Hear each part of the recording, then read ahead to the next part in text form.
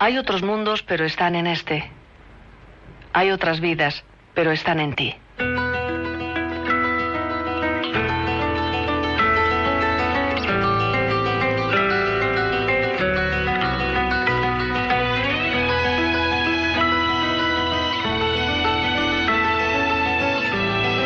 La voz de la noche, con Marilón López Garrido.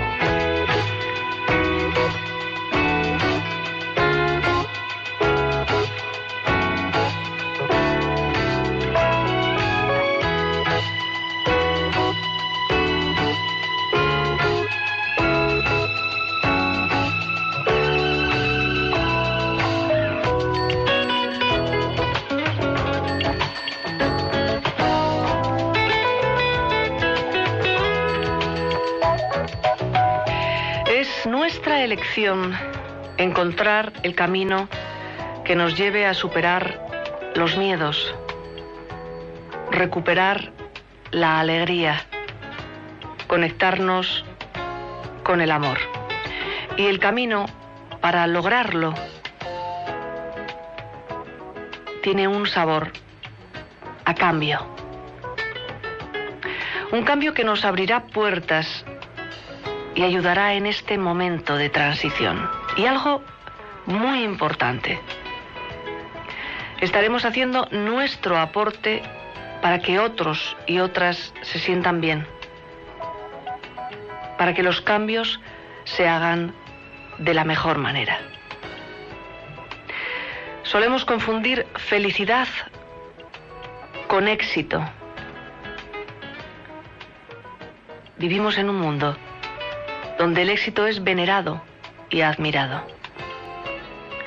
Si eres exitoso, entonces se puede decir que eres feliz. Aunque es una suposición, porque la pregunta es, ¿los exitosos son felices? Comenzamos La Voz de la Noche. Hoy es sábado 6 de octubre, primer sábado del mes.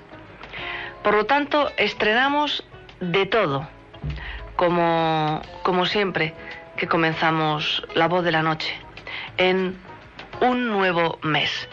Y hoy además tenemos la posibilidad de estrenar una nueva sección, pero eso te lo vamos a comentar más adelante. Bienvenido, bienvenida. Hoy tenemos muchas cosas que contarte. Tenemos invitados y tenemos un tema central, un tema que vamos a desarrollar en los próximos minutos. Las crisis de ansiedad. ¿Qué es la ansiedad? ¿Cómo se produce? ¿Por qué se produce? ¿Cuáles son sus causas? ¿Qué posibles soluciones tiene? Y están relacionadas con las crisis de pánico, que parece ser la enfermedad de este siglo en el que nos encontramos. Una nueva, podemos decir, enfermedad, novedosa. Desde luego, muchas personas la padecen, la han padecido, la están padeciendo o la podemos padecer. Es intermitente, relativamente corta en su estadio, pero larga en su presencia mental. De todo ello hablaremos con dos doctores. Uno estará en Argentina, el otro aquí, en España, en Madrid. En este caso, la otra, una médico, una doctora que estará en Madrid, los estudios de Madrid, y un doctor que se encuentra ya en los estudios en La Voz de la Noche en Rivadavia, en Argentina. Como te decía, comenzamos esta noche de radio. Te doy las gracias por estar ahí. Un beso muy fuerte. Estrenamos Flor, por cierto.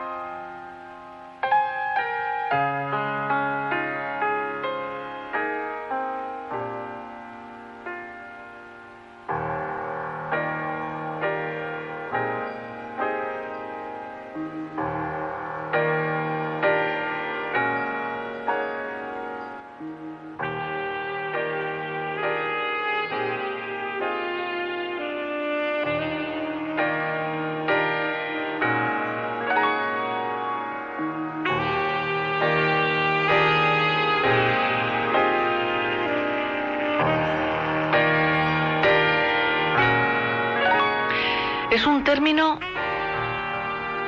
inusual. Y no es inusual porque no tengamos la capacidad o nazcamos con esa cualidad, porque es una cualidad del ser humano, sino porque corren malos tiempos para la integridad. Integridad es vivir de acuerdo con nuestro estado de conciencia más elevado. Integridad es valor personal. En una sociedad donde se pierden los valores y crece la desconfianza, la integridad es un desafío impresionante. La integridad en el trabajo, la integridad para no robar ni querer hacerlo, ni aprovecharse del otro, ni querer hacerlo, no porque no se pueda hacer.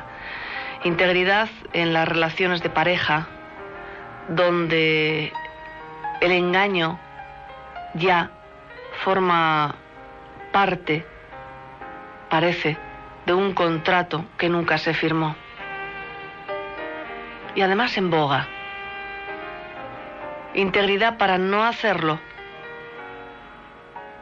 porque no deseo hacerlo. Integridad ante la familia, ante los hijos, para mostrarme tal y como soy y dejar que ellos sean lo que han venido a ser. Integridad ante la sociedad en general, ante el Estado y las normas que el Estado promueve en defensa de todos, no de unos pocos. Y repito, no porque me obliguen o no pueda, sino porque no deseo hacerlo de otro modo.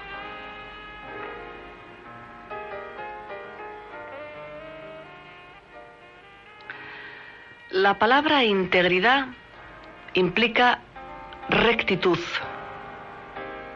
bondad,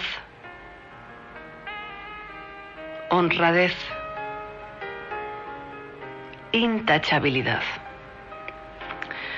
Integridad es alguien en quien se puede confiar, sin mezcla extraña.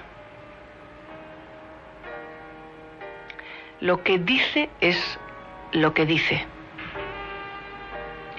Lo que promete es lo que promete. Y su palabra tiene un valor.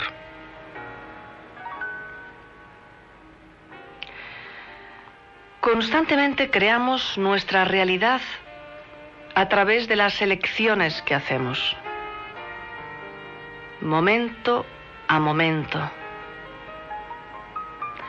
creando y manteniendo la armonía al seguir nuestra conciencia y actuar por el bien más elevado.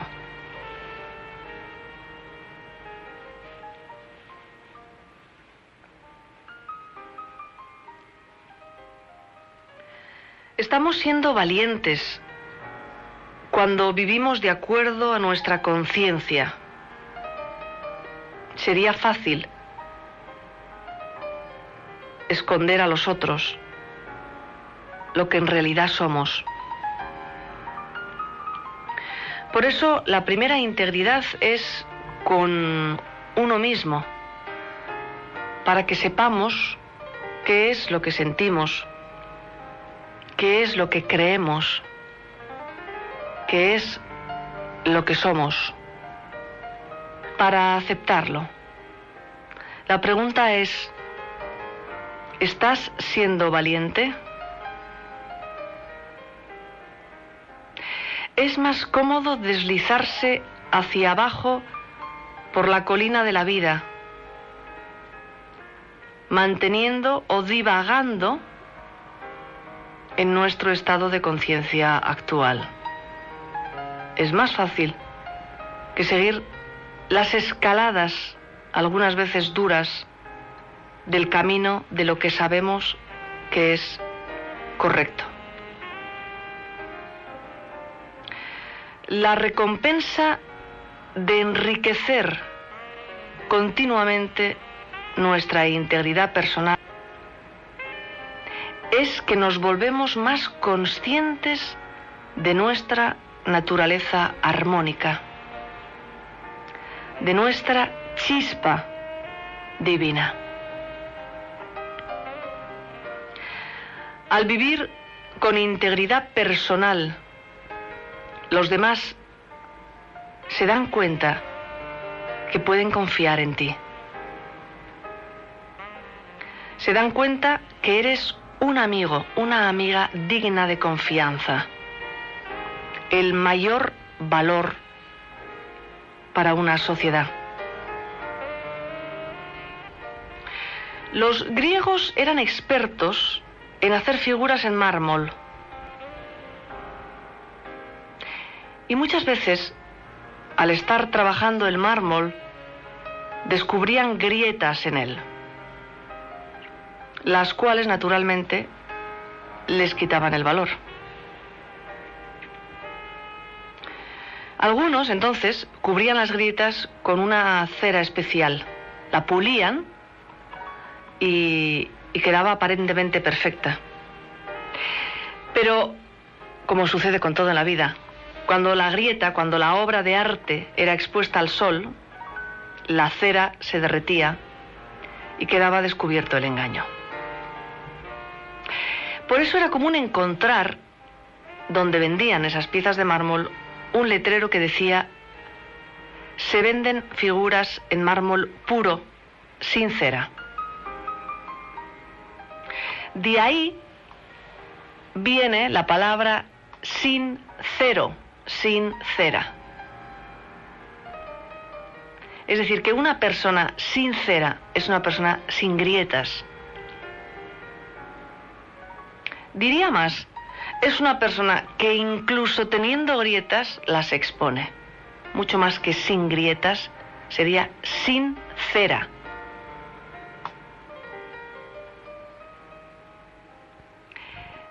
Voy a leeros un poema de Kipling sobre una enseñanza completa de lo que es la integridad. Me imagino que a cualquier padre, impartiendo una sabiduría perenne a su hijo, sentado de rodillas, le gustaría releerlo. He descubierto algunas verdades en muchos de los exquisitos consejos que Kipling dio a su hijo.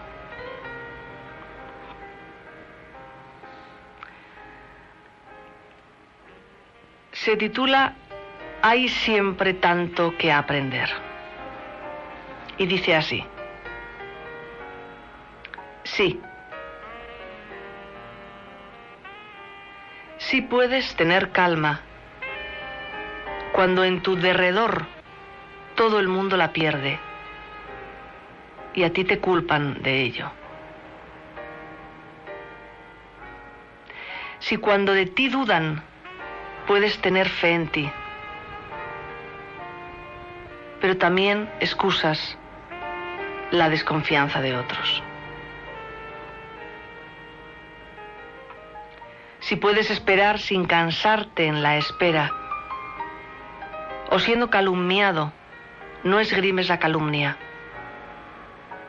o siendo aborrecido, el odio en ti no acoge, y con todo no pecas, o de bueno o de sentencioso. Si puedes ensoñar sin rendirte a los sueños, o pensar sin hacer el pensamiento meta. Si puedes arrastrar el triunfo y el desastre, tratando de igual modo a ambos, pues ambos son impostores. Si puedes soportar que la verdad que has dicho se truque en boca de viles, en trampa de bobos, o ver hecha a pedazos la ilusión de tu vida, e incluso rehacerla con recursos maltrechos.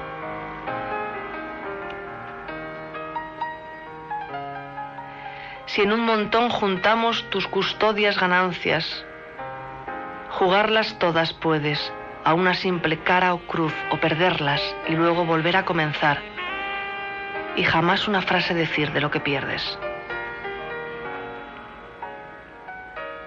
Si puedes obligar al corazón y al nervio, si puedes obligar al músculo a servirte, aún después de estar exhausto, persevera, adelante. Si puedes con la plebe tratar sin menosprecio, o alternar con monarcas sin romper con el vulgo. Si no pueden herirte ni amigos ni enemigos. Si a todos consideras, mas nunca en demasía. Si el minuto implacable puede avalorar con sentencias segundos de avance en tu jornada, tuyo es el mundo, y todo el mundo que existe aún más, pues serás todo un hombre, hijo mío.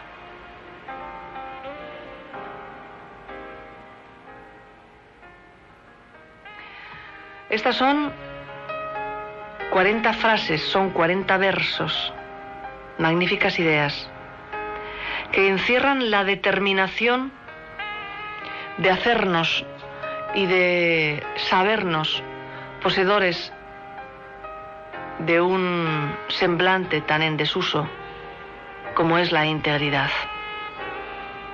Pero digo yo,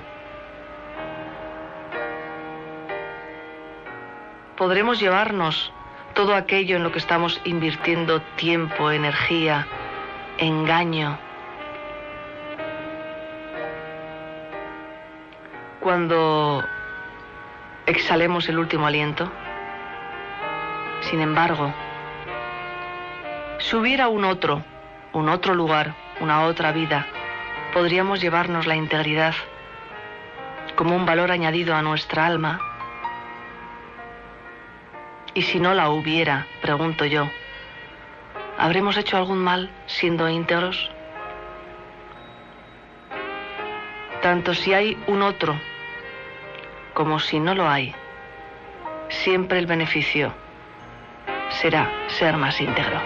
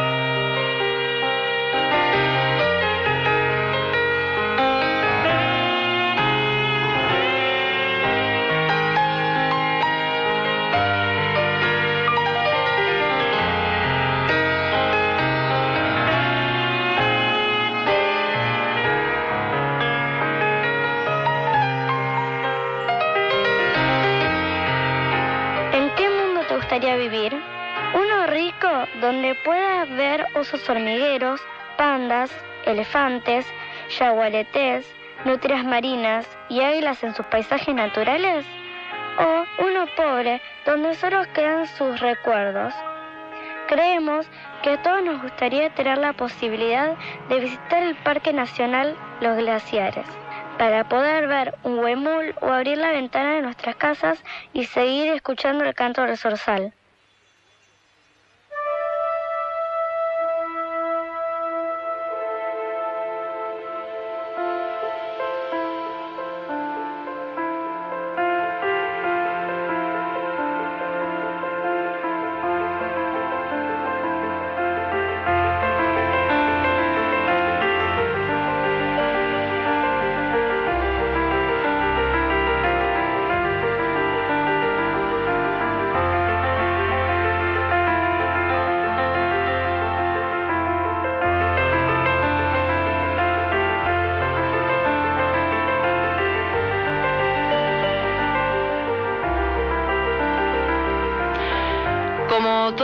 semanas estrenamos una flor y durante este mes de octubre además estrenamos un propósito.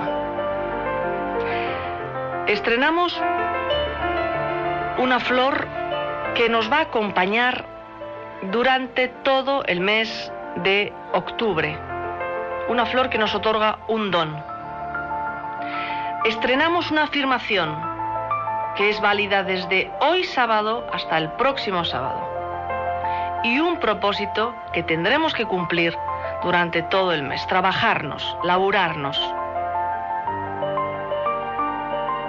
La afirmación para toda esta semana y está en directa relación con las entrevistas que vamos a tener dentro de unos minutos. Dice así: ya estuve aquí y salí. ¿Por qué no voy a recuperarme? Volveré a lograrlo. Repito la afirmación para toda esta semana. Ya estuve aquí y salí. ¿Por qué no voy a recuperarme? Volveré a lograrlo. Para que lo apuntes en tu cuaderno de trabajo, para que la tengas presente, para que la repitas a modo de mantra, para que sea tu trabajo personal. Durante este mes de octubre estrenando una flor. Así que vamos con nuestra meditación de la flor.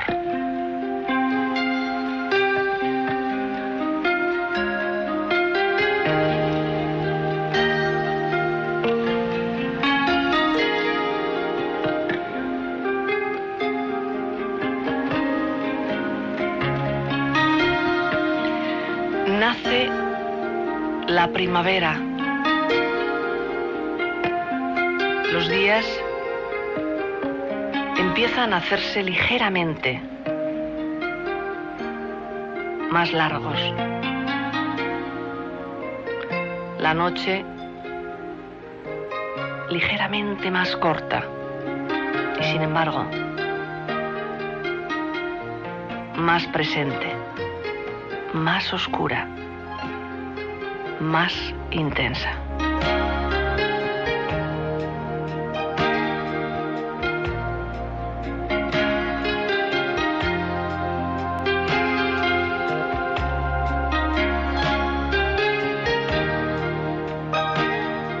Nos encontramos ante una flor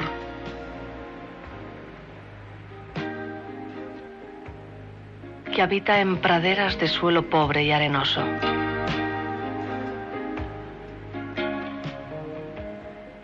¿Cómo poder sustraerse a la belleza de esta planta que crece en páramos y praderas?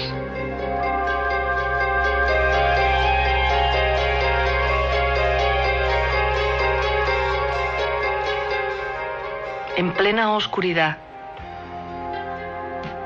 resplandece como un rayo de sol, de espinas afiladas y cortantes.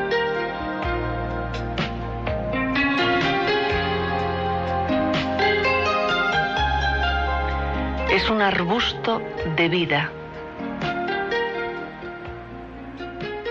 que da la impresión externa de ser duro, picudo, áspero, distante.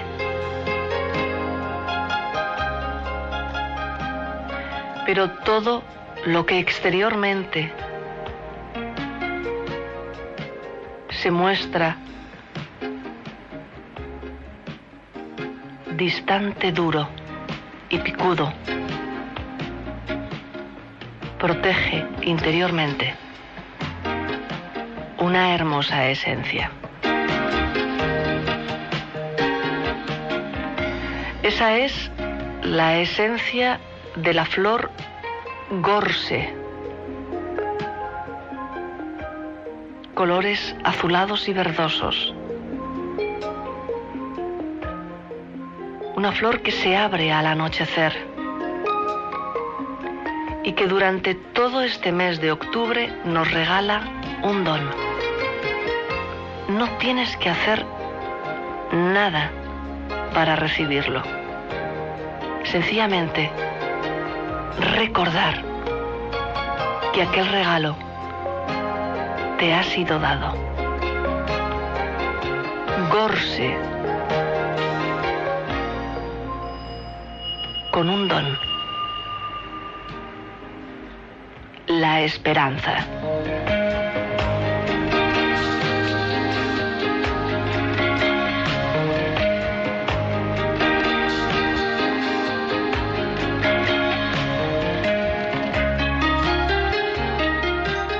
Gorse.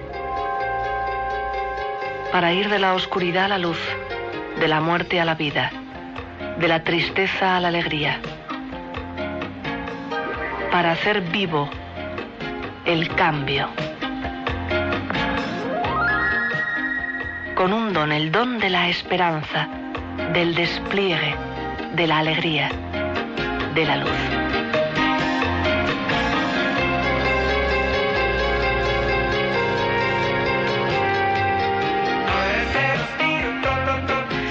Esta es la flor que nos acompañará durante todo este mes. Nos acercamos a las señales horarias de las 12 de la noche, las 5 de la madrugada en la ciudad condal, Barcelona, donde nos encontramos, en España. Después de escuchar los servicios informativos, volvemos. Esta noche desarrollamos un interesantísimo tema: la ansiedad.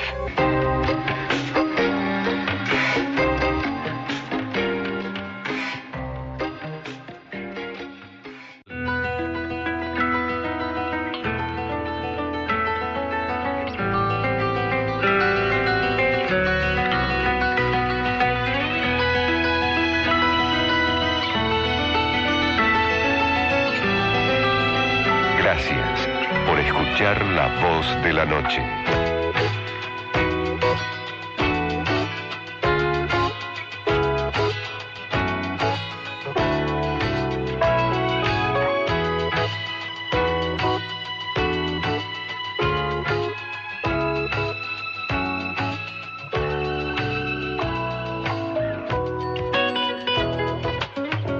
Vivir plenamente el presente, aquí y ahora.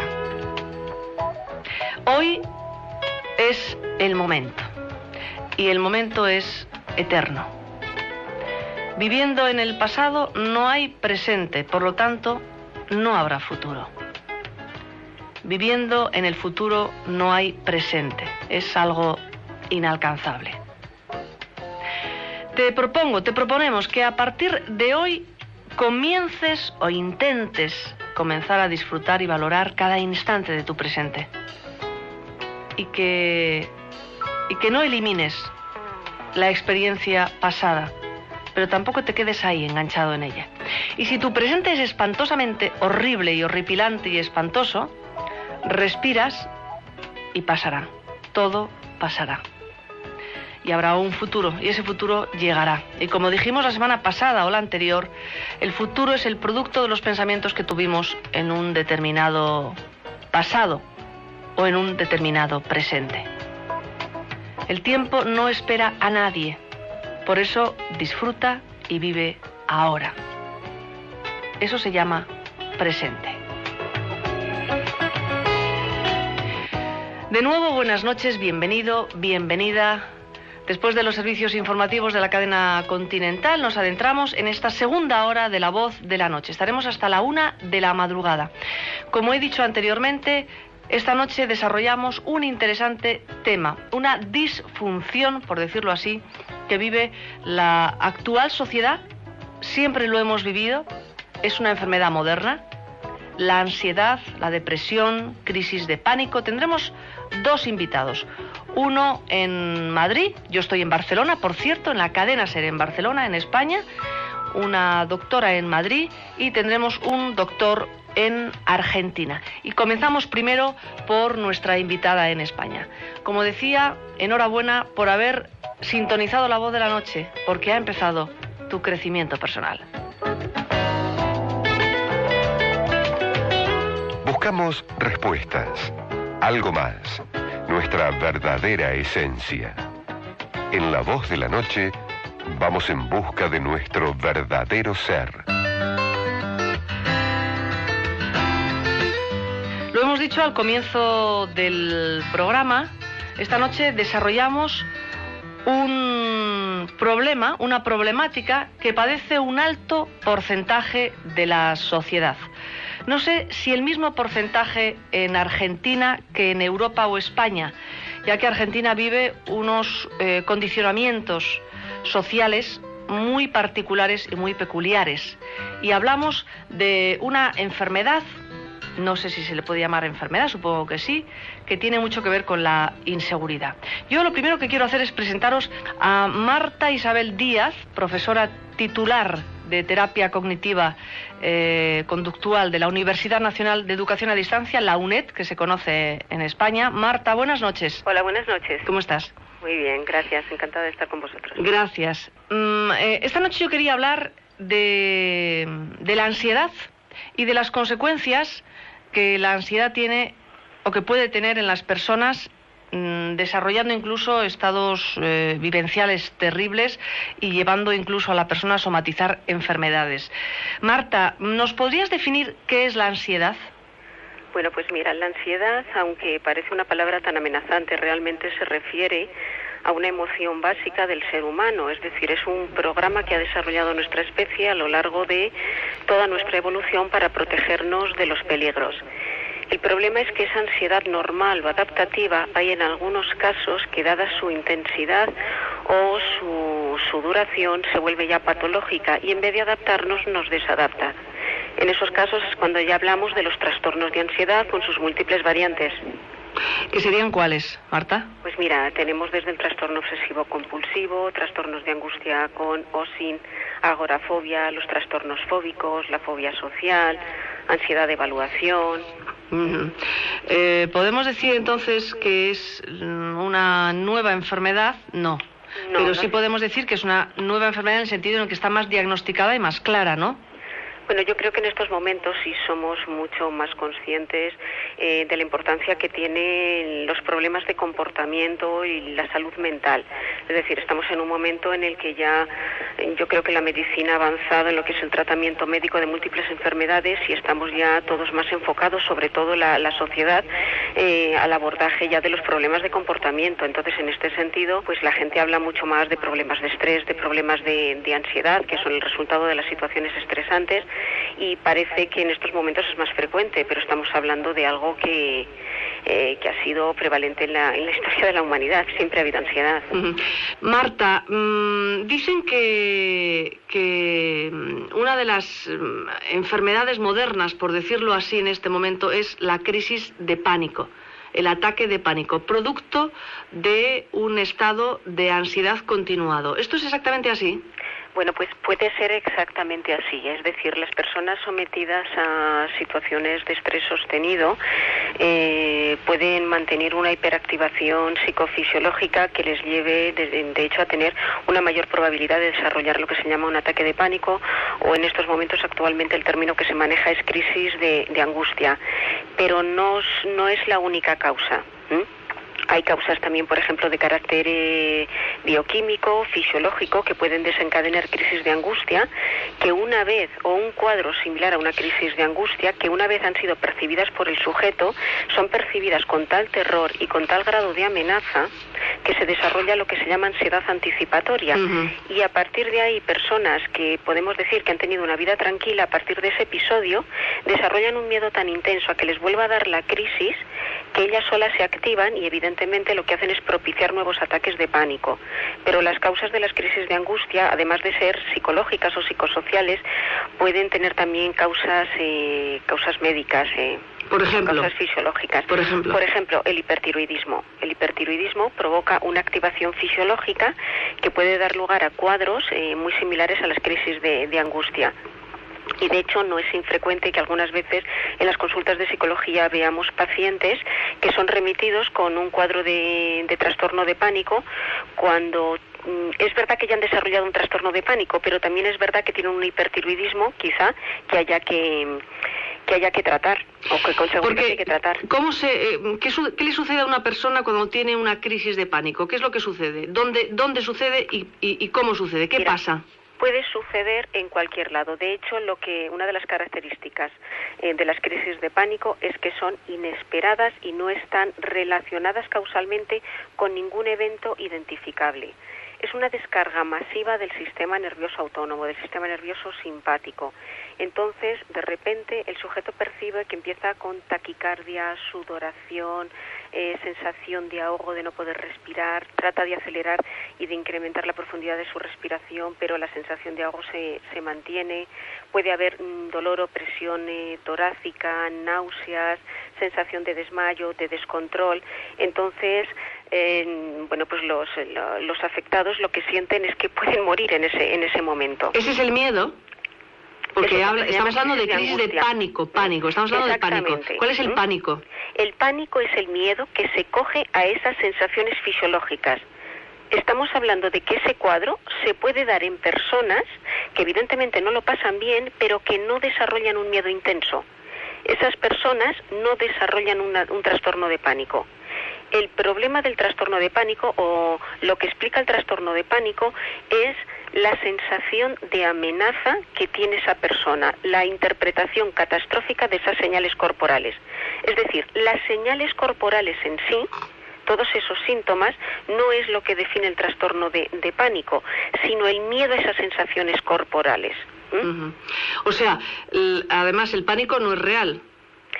Sí, a ver, es real en el sentido de que lo que está sucediendo es la auténtica amenaza para el sujeto. Sí, pero no es una amenaza real, objetivamente no es una amenaza real. Y sobre todo porque cuando estas crisis están relacionadas con algo que nos da miedo, no hablamos de trastorno de pánico, hablamos de una fobia. Por ejemplo, si a un sujeto esa crisis de angustia la tiene, por ejemplo, en presencia de un grupo, porque tiene, por ejemplo, una fobia social, hablamos de fobia social, no de trastorno de pánico. O enfrente de un perro es porque tiene una fobia a los perros.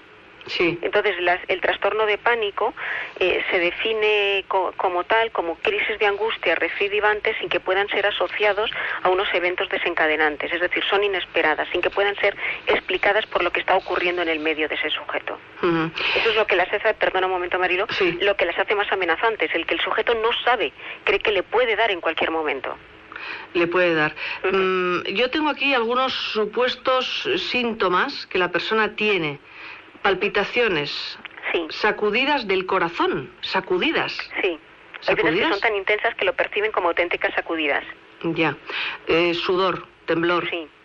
¿No? Sí. Sensación de atragantarse. Sí. Malestar en el pecho. Sí. Molestias, náuseas. Sí. La náusea está muy relacionada con el miedo. Sí, evidentemente.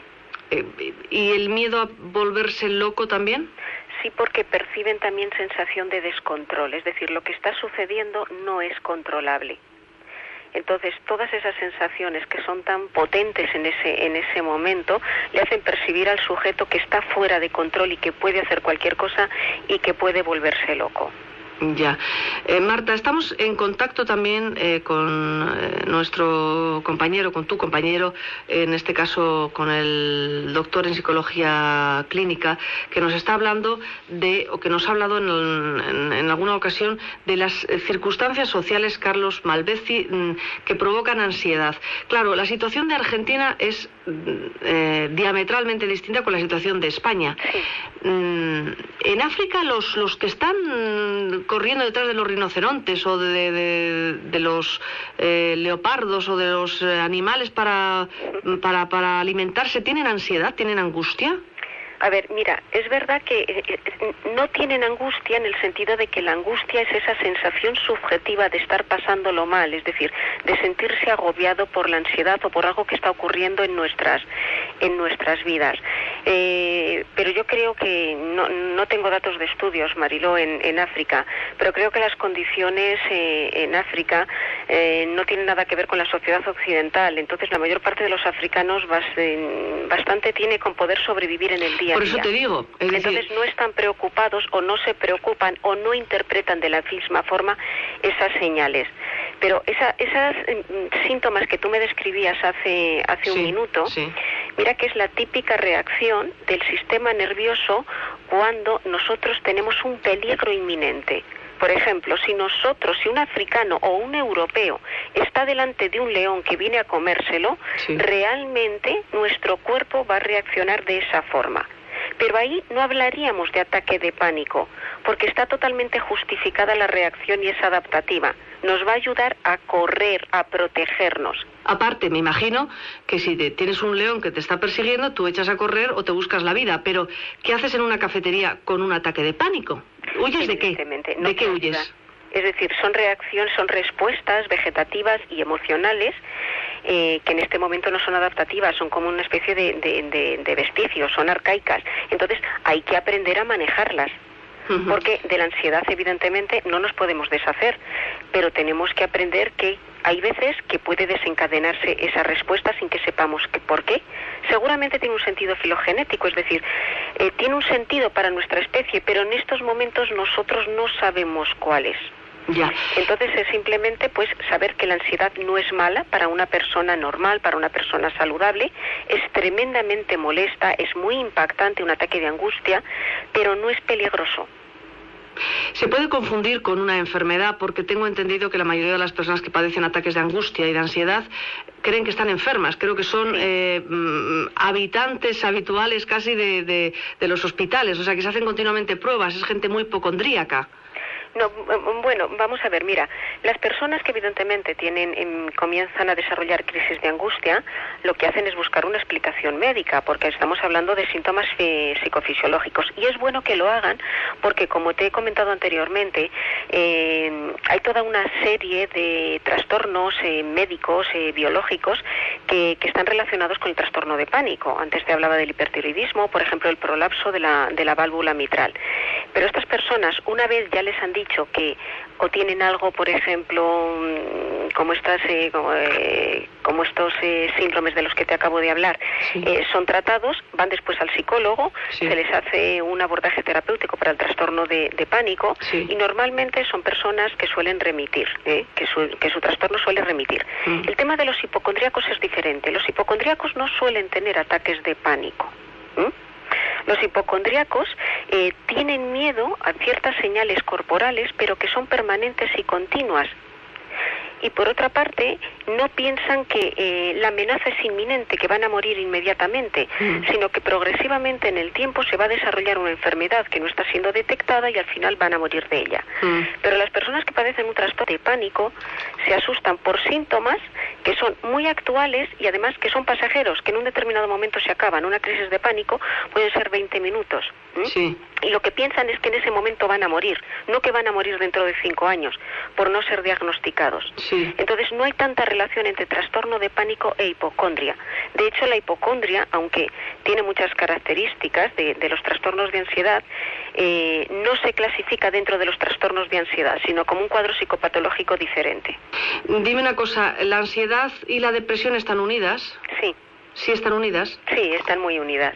De hecho, muchas veces es muy difícil establecer hasta qué punto estamos frente a un cuadro depresivo o un cuadro ansioso, y normalmente estamos diagnosticando muchas veces un cuadro mixto, ansioso-depresivo. Ya. Hay muchas depresiones que comienzan por ansiedad, hay muchas depresiones que además cursan con un elevado nivel de ansiedad. En muchos casos, los trastornos de ansiedad evidentemente manejan también depresión y distimia, y en función de los síntomas el diagnóstico primario es uno u otro, pero desde luego son similares. ¿Por qué la ansiedad está tan relacionada, o hay un síntoma que yo, por lo menos en el estudio que he hecho para esta entrevista, he visto como denominador común, es el síntoma del mareo, como de la sensación del vértigo, de la inestabilidad? Sí, eso tiene una explicación psicofisiológica, y es que la ansiedad es una respuesta de defensa del organismo, y frente a esa respuesta de defensa, una de las respuestas psicofisiológicas es la vasoconstricción craneal. La explicación es que si yo estoy desarrollando una respuesta de defensa, mi sangre tiene que ir a órganos vitales, corazón, pulmones y musculatura, para hacerme correr del peligro. Por tanto, no se necesita en la cabeza, no se necesita para pensar. Entonces, normalmente esos mareos tienen que ver con una vasoconstricción craneal de las arterias intracraneales bastante intensa. O sea que la sangre no está llegando correctamente al cerebro. No llegaría correctamente porque se está desviando a otros centros donde se necesitaría de forma más... Para salir corriendo. Exactamente. Impresionante. Es que el otro día alguien me hablaba de esta sensación, una persona que está pasando una crisis de este tipo, y me dijo una frase que yo lo sentí muy profundamente. Me dijo, mira, es algo de las cavernas. Así me dijo, te juro que yo siento algo que viene de las cavernas. Que viene de las cavernas. Esa expresión, y me pareció enormemente gráfica. Sí, realmente es una respuesta muy primitiva. Pero bueno, es una respuesta también muy adaptativa. Porque es que esto es lo que nos ha protegido y nos sigue protegiendo. En estos momentos, evidentemente... Bueno, cuando tienes que salir corriendo, pero cuando no tienes que salir corriendo, o sea, me puedo imaginar, ¿no? Pero es muy importante la actitud que nosotros tenemos frente a lo que nos está ocurriendo. Porque de hecho, hay muchas personas que también tienen cuadros de angustia, pero sin embargo no los vivencian con ese grado de amenaza y de terror. Sí. Y esa realmente es la clave para el desarrollo del trastorno o no. El hecho de percibirlo como algo catastrófico o no percibirlo como tal, sino como algo manejable. Ya. Vamos a las salidas. ¿Qué le dices a una persona que se sienta enfrente de ti y que te dice, mira, yo no puedo entrar, no puedo comer con alguien porque estoy en la silla y creo que me voy a caer y me voy a desmayar? Yo siempre quiero salir corriendo, no me puedo montar en el metro, en el subte, no salgo de casa. ¿Cómo le dices a una persona qué salidas tiene? A ver, mira, la medicación, ¿cómo valoras la medicación, Marta? Dime, mira, nosotros los psicólogos clínicos en España no pautamos medicación, lo hacemos en combinación evidentemente con los psiquiatras. ¿Pero cómo la valoras? Por supuesto, es de una gran ayuda y en algunos casos absolutamente imprescindible, dependiendo de la gravedad del caso. Eso lo valoramos en la primera entrevista. Hay pacientes que vienen derivados de psiquiatría, en otros casos somos nosotros los que derivamos, hay pacientes que simplemente con intervención psicoterapéutica salen adelante, cada caso puede ser diferente, pero los casos que son ya graves es mucho mejor convencer al paciente de que un apoyo psicofarmacológico desde luego le va a facilitar mucho las cosas. Pero quiero hacer también una matización en lo que acabas de decir, Mariló. Cuando tú me dices que hay una persona que no puede salir de casa, no quiere entrar en un bar, no quiere ir a un cine, ahí estamos hablando de que se han desarrollado unas respuestas de evitación por el miedo a que en esas situaciones se dé un ataque de pánico. O sea, que se ha dado. Eso es lo que se llama agorafobia. Es decir, esa persona tendría un trastorno de pánico, un trastorno de angustia con agorafobia.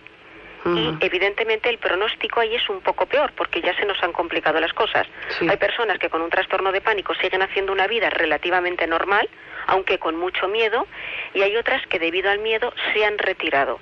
Ese cuadro es diferente y el abordaje es un poco diferente. Bien, ¿Y qué tipo de tranquilidad o qué le dices a una persona para que pautas así generales, yo sé que no podemos generalizar, pero para que alguien que te esté escuchando y que lo esté pasando así, que diga, pues mira, eso es justo lo que me está pasando a mí? Bueno, pues lo primero, que tiene tratamiento, que lo que les está pasando es tremendamente molesto, muy impactante, produce mucho sufrimiento en las personas que no saben qué es, pero que realmente la ansiedad es algo que nos pertenece al ser humano, es lo que se define en psicología básica como una emoción básica. Tenemos que aprender qué es y aprender a manejarla, y que en estos momentos hay tratamientos empíricamente validados que surten efecto en un 60 o un 70% de los casos. Entonces, que se pongan en manos de un especialista porque su caso, desde luego, puede tener solución. Bueno, Marta, te agradezco mucho que estés aquí a estas horas de la noche. Te mando un abrazo muy fuerte. Encantada, Mariló. Y que haya suerte y menos pacientes. Cuantos menos tengáis, será que la cosa va mejor. La cosa va mejor, eso es evidente. Un beso, Marta. Muchísimas gracias por la oportunidad, A Mariló. ti, buenas noches. Gracias. Adiós.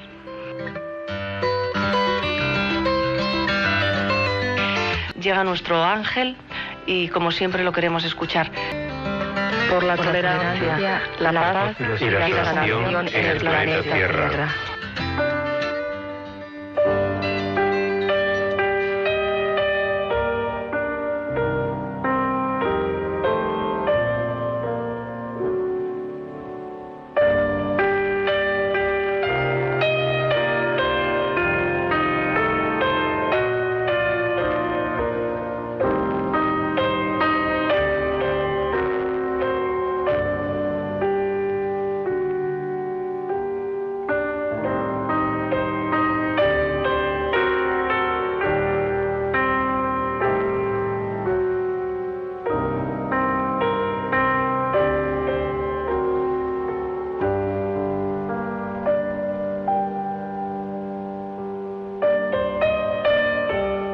amigos fueron a la guerra para defender los mismos ideales y para proteger su país y a su gente. Ambos cayeron prisioneros y juntos afianzaron su amistad día a día durante los 3 años que estuvieron en la misma prisión, donde pasaron grandes penalidades, pues fueron maltratados en repetidas ocasiones por sus carceleros, hasta que por fin fueron liberados. Después de 10 años, y por casualidad, volvieron a encontrarse. Nada más verse, se fundieron en un abrazo grande y sin palabras recordaron en un momento la dura vivencia que les unió cuando estuvieron juntos en la prisión. Uno de ellos preguntó: ¿has podido olvidar nuestra prisión y a los carceleros y todo el sufrimiento que pasamos? Y el otro contestó: no. Ni un solo momento he podido olvidarme de ello, ni dejar de sentir odio y tener miedo durante estos 10 años. ¿Y tú? Yo lo olvidé inmediatamente después que nos liberaran. Y añadió: lo siento, amigo. Pues yo me alegro por ti, contestó el otro. Por lo que veo, llevas 10 años libre, mientras que yo, después de 10 años, sigo prisionero. Siempre habrá guerras, siempre tendremos ocasiones para odiar y ser odiado, ser presos o carceleros. Siempre habrá cárceles de mayor o menor duración. Pero no todas las cárceles tienen barrotes, ni te privan de libertad. No todas son feas, frías o desagradables. Incluso las hay que parecen dar seguridad, bienestar y placer, al menos al principio. Pero las prisiones, más tarde o más temprano, se acaban y quedan solo sus secuelas. Y entonces, solo tú puedes levantarte el arresto, sí, a ti mismo. Perdonar para liberar y liberarte. Buenas noches.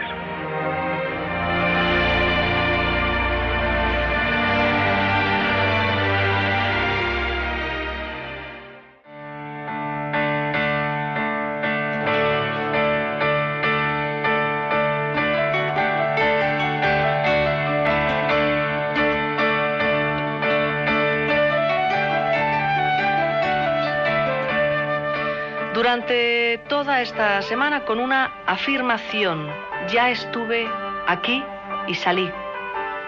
¿Por qué no voy a recuperarme? Volveré a lograrlo.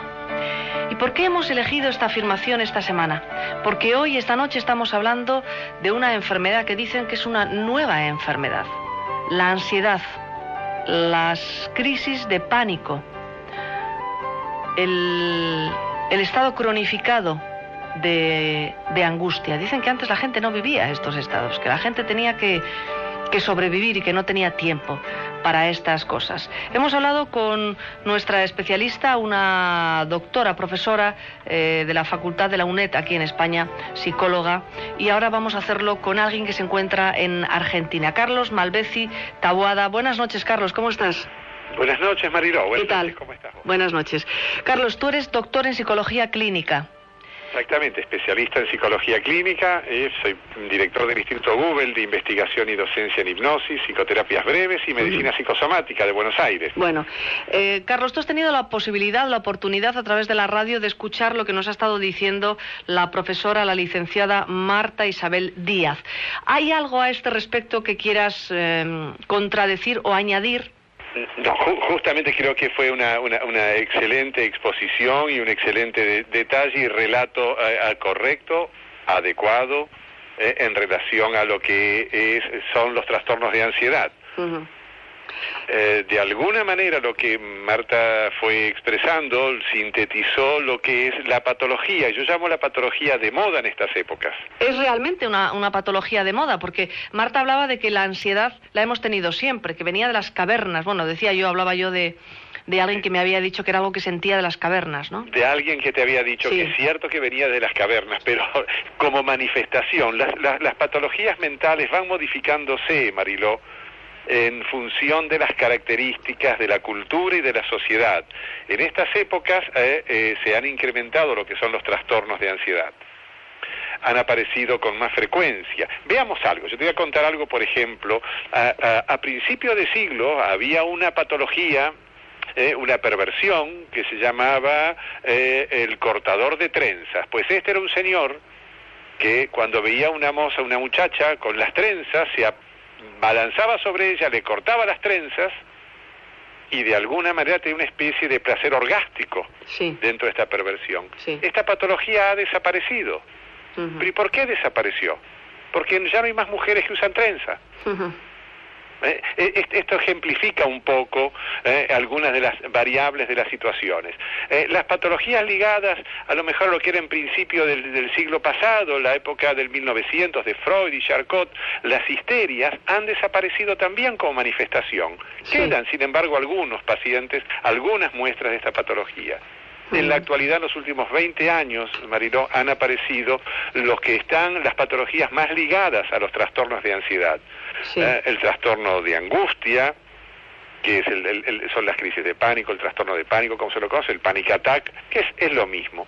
Los trastornos de ansiedad ligados a las fobias, la ansiedad social o la fobia social, que en los últimos años ha surgido con más, y afortunadamente con más notoriedad, para que la gente sepa de ello y sepa que es tratable.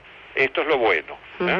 Hasta hace unos años atrás se lo confundía y no se le prestaba demasiada atención porque se consideraba simplemente que era timidez. De hecho, en alguna época algunos colegas nos cuestionaban cuando decíamos que ¿cómo? ¿Tratan ustedes la timidez?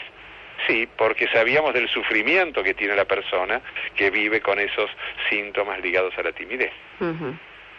Ya. Carlos, dime una cosa. Cuando hablamos de ansiedad, estamos hablando de un estado natural. ¿Hay una ansiedad natural? ¿Sana? Hay una ansiedad natural, digamos la que es de alguna manera y que está ligada a la saludable expectativa. Veámoslo de un modo como este, el actor que está o la actriz que está cada noche presentándose ante un público distinto y tiene una sana expectativa de inquietud que está ligado hasta la responsabilidad por hacer las cosas bien. Esto es una dosis adecuada, controlable, que le permite a esta persona hacer las cosas con eficiencia, con responsabilidad, con dedicación y con saludable expectativa. Cuando ya esto lo supera, comenzamos a encontrar los aspectos patológicos de la situación, ¿no? Ya. Cuando una persona sufre una ansiedad continuada, se dice que es una ansiedad crónica. ¿Qué barómetros utilizamos? ¿Cuánto tiempo una persona tiene que estar en estado de ansiedad constante para decir que es una persona que padece un estado de ansiedad crónico? Correcto. Cuando esto ya vemos que está superando los 30, 40 días aproximadamente de prolongando, de continuum de este estado, ya podemos claramente mencionar y aceptar que está padeciendo de una ansiedad, con riesgo de cronificación. Pero sumado a esto, yo escuchaba antes la interesante exposición de Marta Díaz desde Madrid, donde vos consultabas algo ligado, o planteaban algo ligado al trastorno de angustia, a las crisis de pánico, al trastorno de pánico. Y en cuanto a las formas de tratamiento, yo le diría a mis pacientes que el 100% de los pacientes tratados se curan. 100%, Mariló. ¿Se curan quiere decir que no vuelven a vivir una crisis de pánico? A esto voy. El 100% de los pacientes que comienzan el tratamiento y continúan el tratamiento y finalizan el tratamiento se van a curar. Van a claramente modificar. El 50% de ellos nunca más va a volver a tener la sintomatología ligada al trastorno de angustia. El otro 50% posiblemente tenga manifestaciones que reaparezcan. Las mismas manifestaciones que había tenido antes, con menor intensidad, pero ya las conocerá y estará en condiciones de administrarlas, de dejarlas un poco de lado, y tendrá ya la anticipación para decir, bueno, esto ya sé de qué se trata, bajo enormemente la angustia. Tenemos que tener en cuenta que, como bien lo preguntabas vos, Mariló, realmente, y como lo planteabas con Marta, esto es una patología que genera tal vez la sensación más horripilante que todo ser vivo pueda tener, porque se le asemeja a la muerte, la vivencia de muerte inminente. Me voy a morir, me estoy muriendo, esta es la sensación. Con lo cual, en muchas ocasiones, claro, primero sale disparado frente a una emergencia en un hospital, en una clínica. He llegado a tener el caso de algún paciente hace años atrás que se instaló compró una vivienda frente a un hospital para estar frente a la guardia e ir más rápido.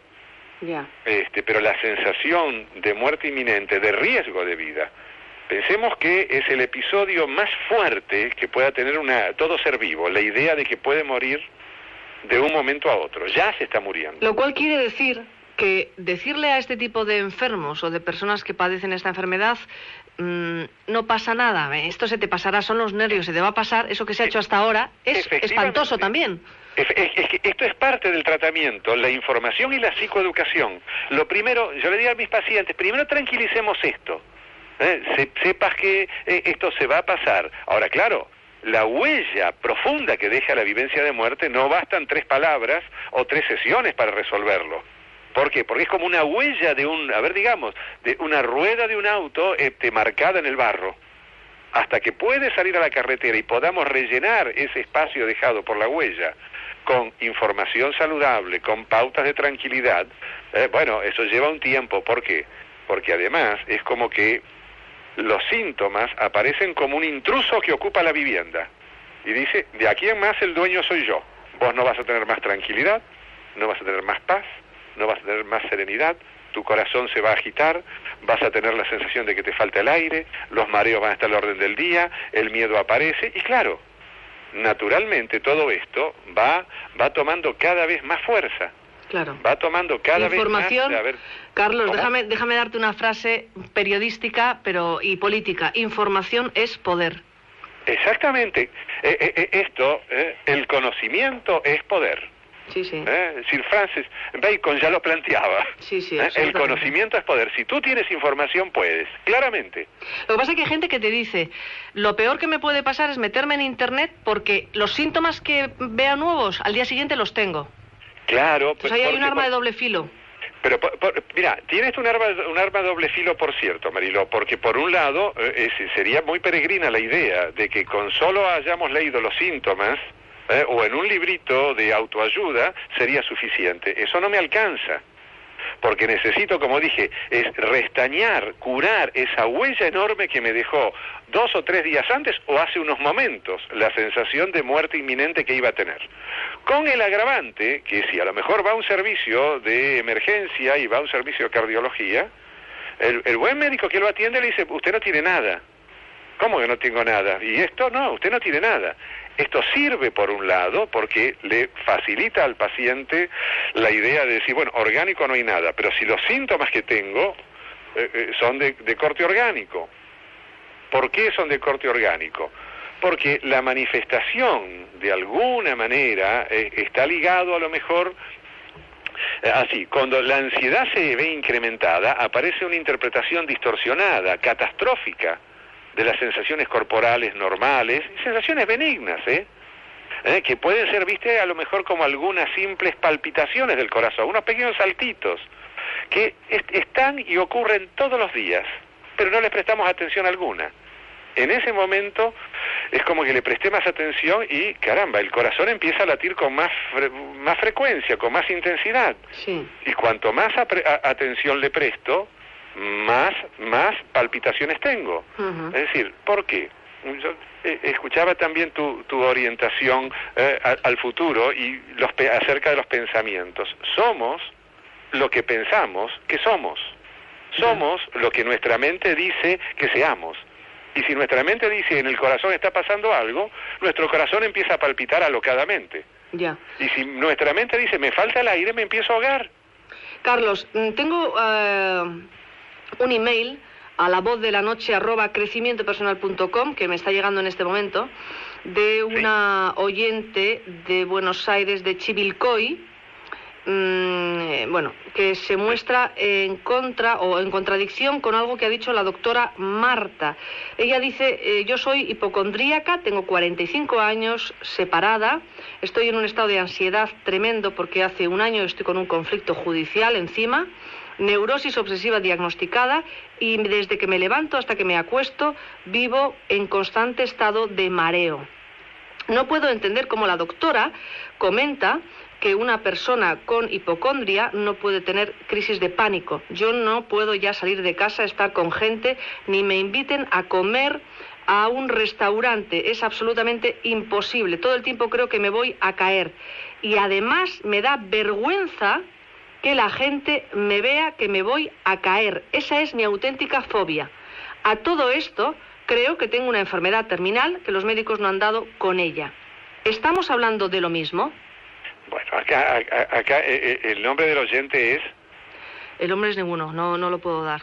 Bueno, perfecto. Da igual. Entonces, vamos a ponerla a María. María, bueno, en este caso María. Realmente está claramente haciendo una descripción de una cantidad de síntomas que podrían tener que ver, a lo mejor con lo que puedan ser alguna fobia, con lo que podría ser un trastorno obsesivo compulsivo, un TOC, con lo que podría ser claramente una hipocondría. ¿Y qué es un hipocondríaco? Es esa persona que sufre terriblemente, que recorre infinidad de consultorios en la búsqueda de que alguien le encuentre algo, y claro, generalmente todos le dicen usted no tiene nada. Sí.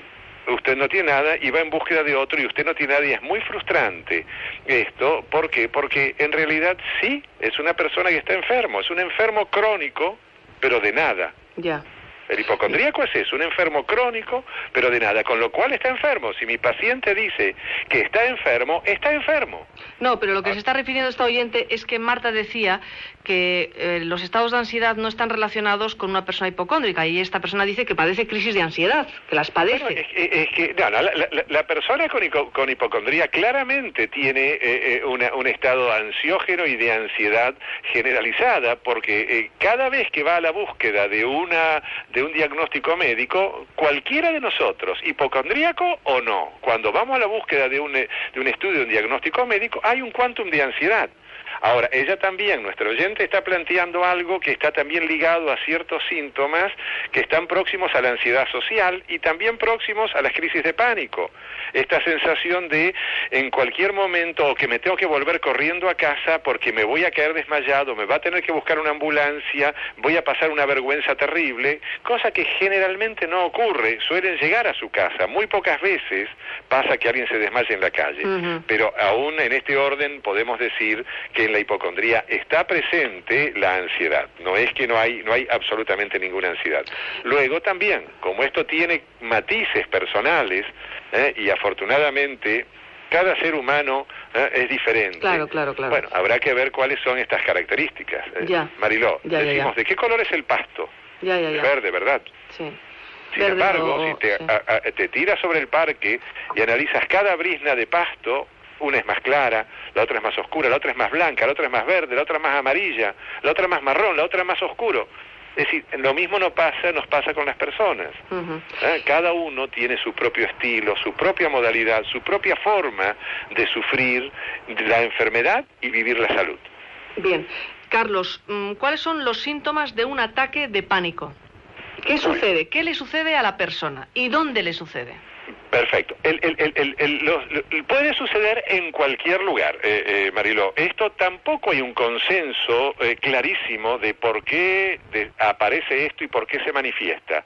Es decir, hay diferentes teorías, desde las teorías de los neurotransmisores hasta las teorías de los sucesos traumáticos en la infancia. Bueno, y cuando hay tantas teorías, todas sirven y ninguna sirve. Todas son válidas y ninguna es tan válida. Es decir, no hay un motivo claro de por qué aparece esto como primer medida. Puede aparecer porque sí, no porque tú hayas tenido un disgusto o lo hayas dejado de tener. Puede aparecer habiendo tenido un disgusto o puede aparecer en plena función de un concierto, cuando no tienes ningún inconveniente, esperando la luz de un semáforo o haciendo la cola para pagar en un supermercado. Sí.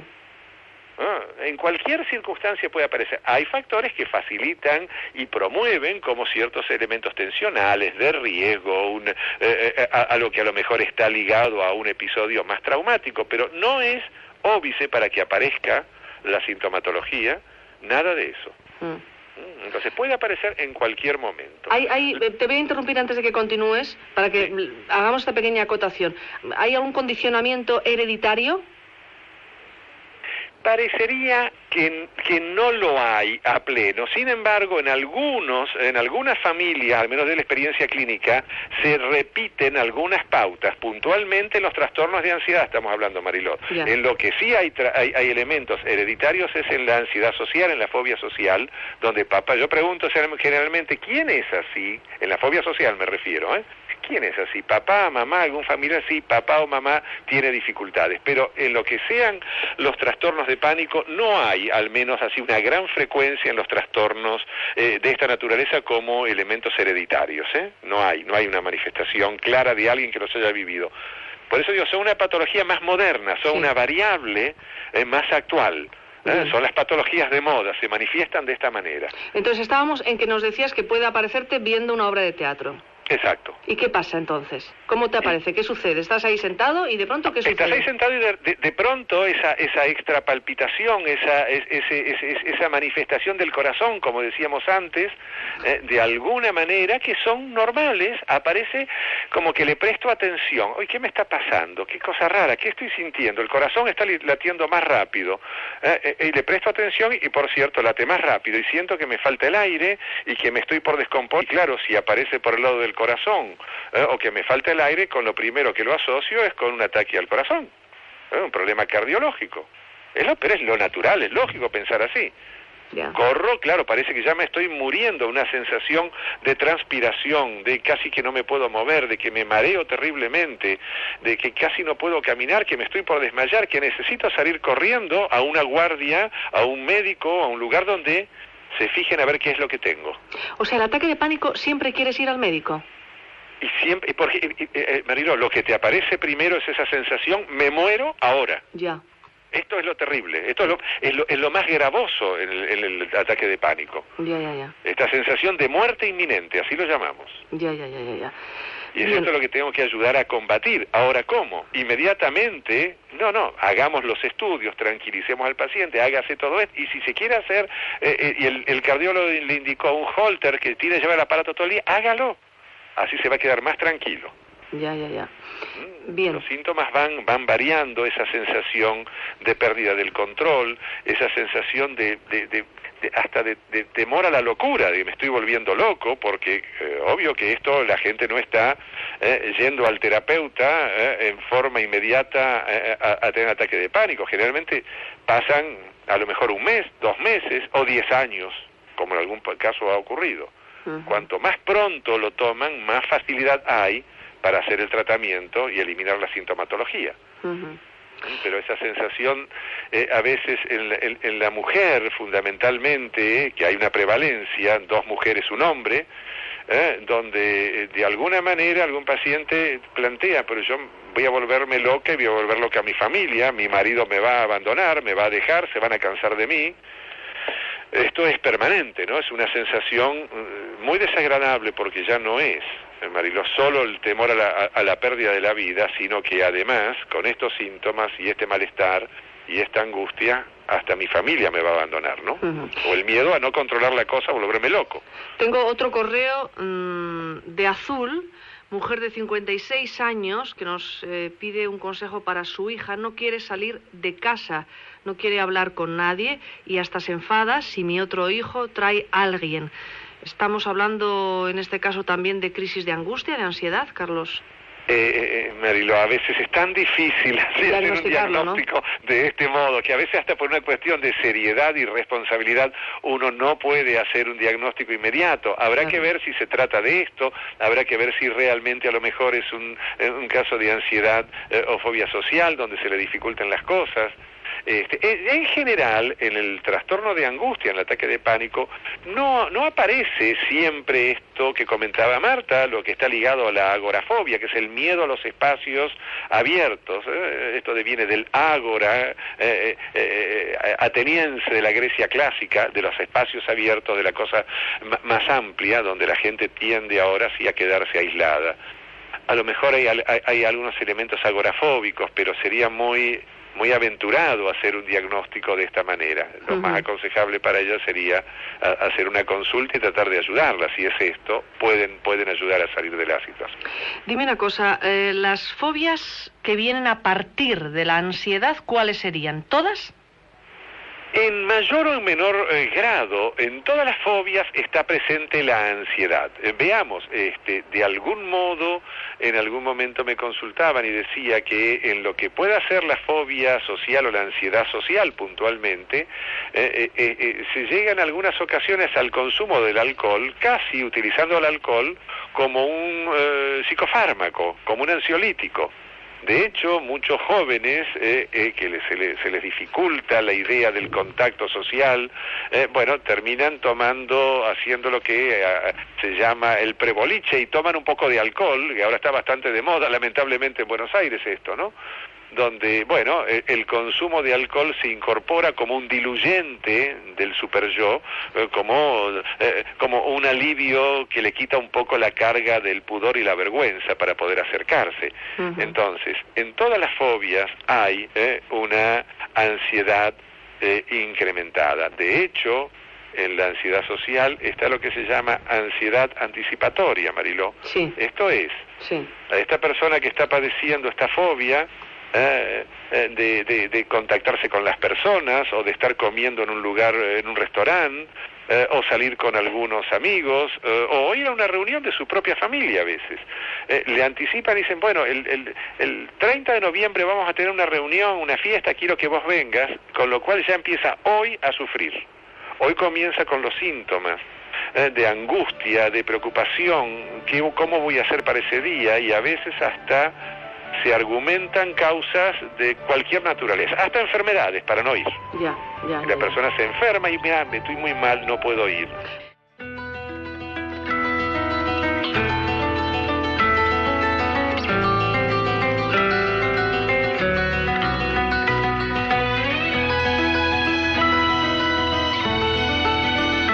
Escucha una voz interior. Mariló López Garrido.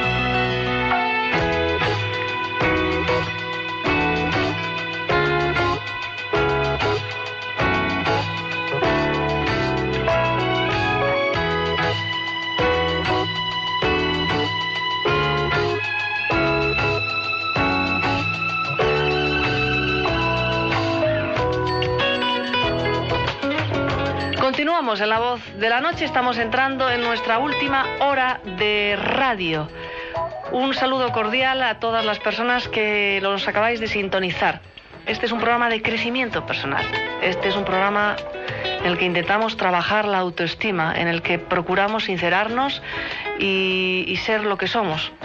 Lo cual requiere, entre otras cosas, una dosis importante de autocontemplación y una capacidad de ver o de querer ver la verdad. La verdad es lo más importante, lo más esencial.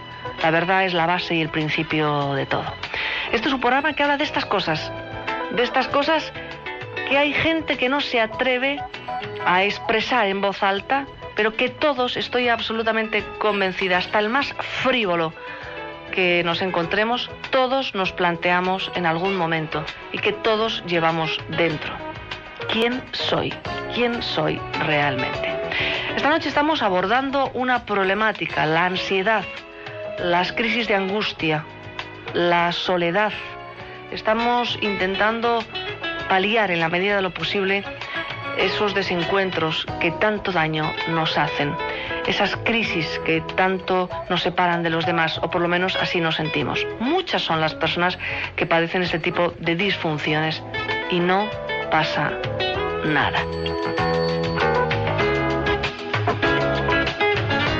Siembra hoy lo que quieres cosechar mañana. ¿Qué haces? Vamos a lo positivo, Carlos. ¿Cómo echar una mano? ¿Qué haces con esa persona? ¿Cómo le ayudas? Lo primero, nosotros utilizamos una estrategia donde naturalmente no vamos, nuestra orientación es siempre al presente y a la clara orientación al futuro. Entendemos que lo ocurrido allá y entonces, creer que fue la tía Juana la que le retorció en la oreja y le pegó un coscorrón en la cabeza y esto determinó el ataque de pánico, no nos sirve. Hay pacientes que vienen, en Buenos Aires hay una actitud muy psicoanalítica en cuanto a esto, que no es lo más apropiado, ¿no? Es decir, necesitamos tratamientos breves, puntuales, que ayuden a la persona a superar cuanto antes esto. superar esto rápidamente y luego si tienes tiempo, ganas y dinero, estamos 10 años seguidos viendo si fue la tía Juana o no. Pero ahora lo que necesitamos es, en principio, ayudar a esta persona a que sepa claramente que no se va a morir de esto. Pero no basta con que se lo digamos una vez. Reforzamos a veces esto desde un estado de relajación profunda o desde la hipnosis clínica o desde la hipnosis ericksoniana, por eso trabajamos con hipnosis, como una posibilidad claramente de llevarla a un equilibrio psicosomático, a un equilibrio psicofísico que también le permita recuperar seguridad y confianza. Hola, quería hacer la siguiente pregunta que me inquieta mucho, ¿no? ¿Por qué algunas personas se ven afectadas por todos los problemas que tienen que afrontar en la vida, en lo que es lo cotidiano, y sin embargo otras personas que pueden atravesar los mismos problemas lo toman con una tranquilidad o no les afecta tanto? Bueno, gracias. Mi nombre es Carlos y soy de Parque Chacabuco. A ver... Bueno, Carlos, esta respuesta para Carlos. Sí. Esta es la historia de ver la vida con el vaso medio lleno o medio vacío. Sí. Esto nos ocurre absolutamente a todos. Cuando la persona puede empezar a poner una pizca de buen humor, de buena idea, de aptitud para enfrentar las cosas, muchos de los problemas van a ser resueltos en forma anticipada. Cuando los vemos desde un aspecto más pesimista, más limitador, más angustiante, parecería ser que hasta las paredes próximas se nos ponen más negras. Ya. Y cuando no se puede, yo lo digo muchas veces en el programa, verlo todo más positivo, estar en el presente, y yo entiendo que la gente hasta se cabree muchísimo y me diga, oye, es que yo no puedo, y además este tipo de actitud positiva me crea culpa, porque es como que yo no quiero, y es que yo no puedo. Es que esto ocurre porque hay un condicionamiento tan grande que la creencia final es no puedo. No doy más. Es que esto es la sensación, esta es la sensación, Mariló, de agotamiento. No doy más, así no voy a poder seguir, así me voy a morir, se va a romper mi corazón, me voy a volver loco, no me va a querer más nadie. Y además a veces, es curioso, como en la medida que vamos haciendo el tratamiento, pasa del corazón. Nosotros nos reíamos con un chiquillo joven, un muchacho de 20 y pico de años, que me decía, tenías razón, ahora no tengo más problemas en el corazón, ahora tengo problemas al tragar, creo que me voy a atragantar con algo. Y es como que se va desplazando, pero esto requiere, además de la ayuda, del saber que no le va a ocurrir nada, requiere tratamiento, Mariló. Y el tratamiento podrá, y concuerdo claramente con Marta en este orden, el tratamiento farmacológico es de ayuda, pero no es este aspecto solamente, es decir, el tratamiento que está ligado exclusivamente a lo farmacológico no es el tratamiento indicado.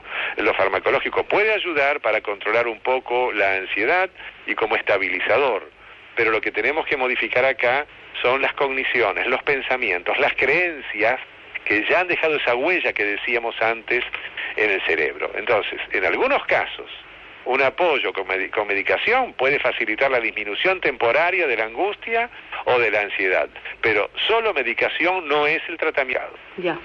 ¿Qué sucede con el contrafóbico?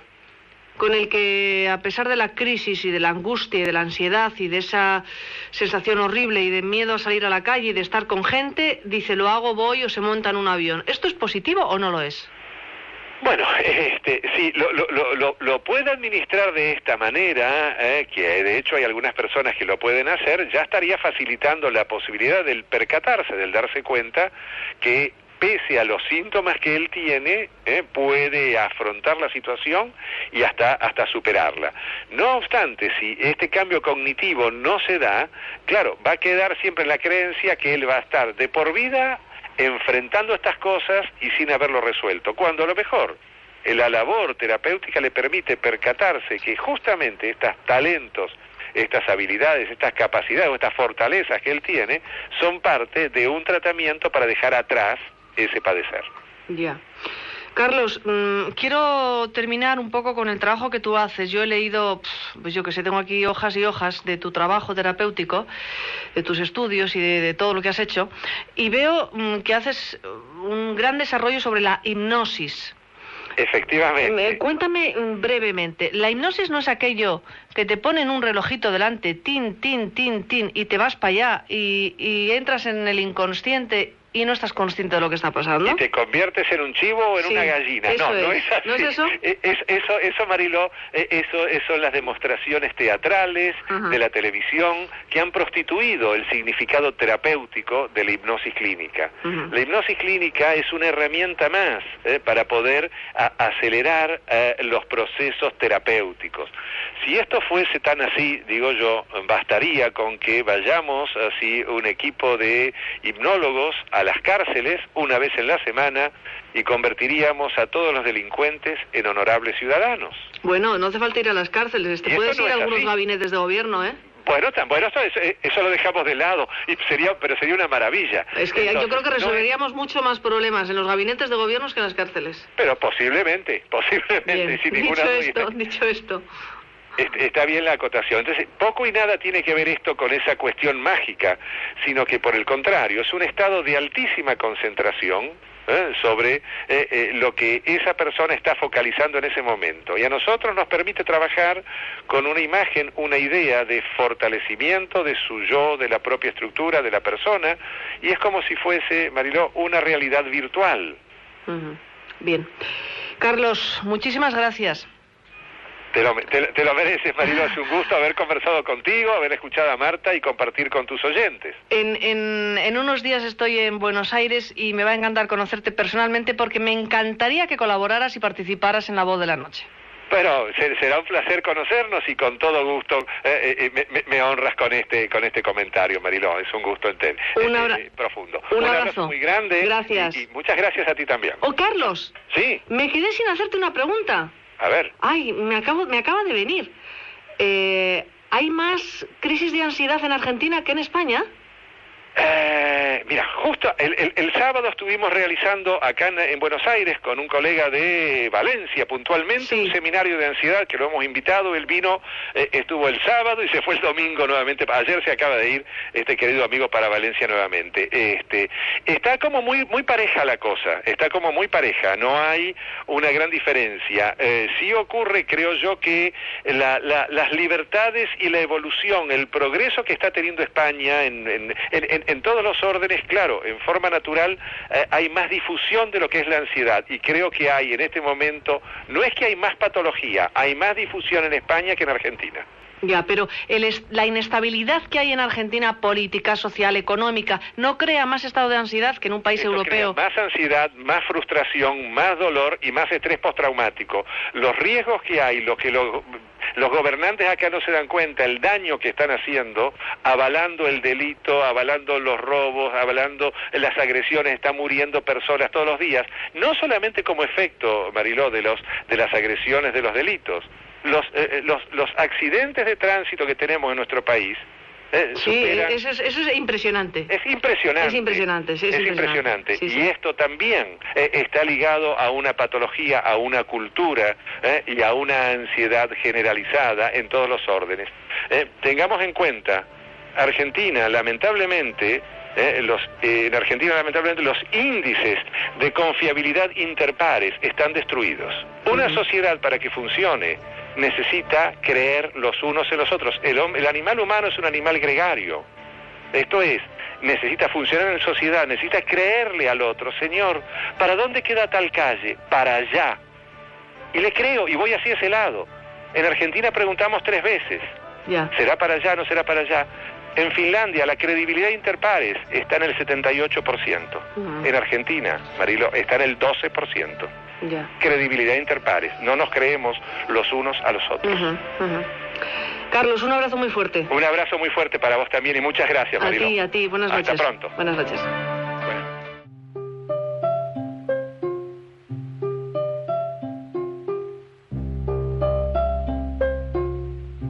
Huellas de lo sagrado.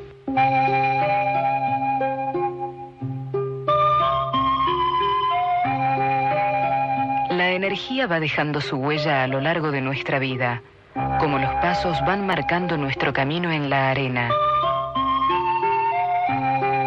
Transcribir, reproducir y mirar el sentido profundo de esas huellas es una posibilidad que tenemos para conocer el invisible mundo del inconsciente, el invisible mundo de la energía, los símbolos y su significado, los sueños y sus arquetipos, los mitos, las viejas leyendas que traen toda una historia para develarnos el enigma de la esfinge, las figuras, las ideas, las palabras.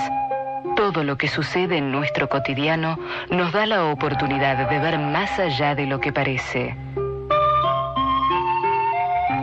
Huellas de lo sagrado. Es un espacio en el que procuramos poner luz para un conocimiento más profundo de nuestro interior.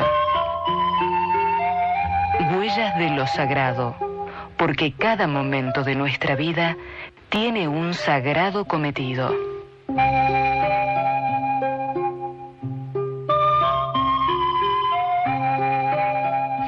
Y entramos ya en nuestras huellas de lo sagrado. Como cada sábado saludamos a Marly Coenerz. Marly, que se encuentra en Madrid. Buenas noches. Buenas noches, Mariló y oyentes.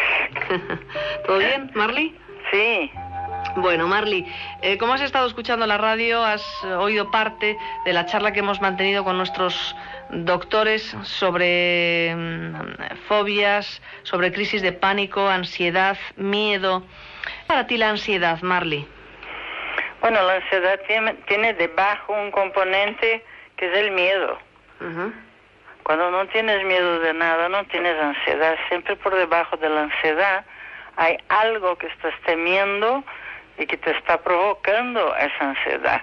A veces son cosas que anticipas y a veces son grabaciones corporales que de alguna manera se conectan con la situación que está ocurriendo.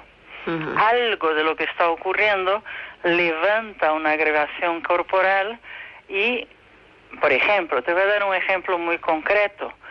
Hubo un chico que cuando nació se le dio una vuelta el cordón y por poco se muere asfixiado. Pues en un momento en que no sé decirte por qué, pero alguna cosa levantó esa grabación en él, en un momento de terapia, pues empezó a asfixiarse. Eso es el mismo mecanismo que tiene un ataque de pánico. Uh-huh. Lo que pasa es que, según acaban de decirnos nuestros doctores, un ataque de pánico te puede dar viendo el teatro, tranquilamente, de pronto, sin tener que venir aquí. Por supuesto. ¿Por qué? Porque es a través de los sentidos que se activan las grabaciones corporales. Por lo tanto, si en este caso no es el caso, pero imagínate que algo te ocurre en un sitio donde hay un olor a pintura fresca, por ejemplo. Entonces entras en un local donde han pintado hace poco, tu organismo lo registra, vuelve atrás en el tiempo emocionalmente y te hace revivir aquella escena primaria. Así es como se levantan las grabaciones y sobre todo las memorias corporales que están grabadas en nuestras células. Uh-huh. Y hasta que no se limpian, pues se pueden reactivar en cualquier momento. ¿Para ti está unido el miedo, la ansiedad, la angustia, el pánico, los temores, todo está en el mismo saco?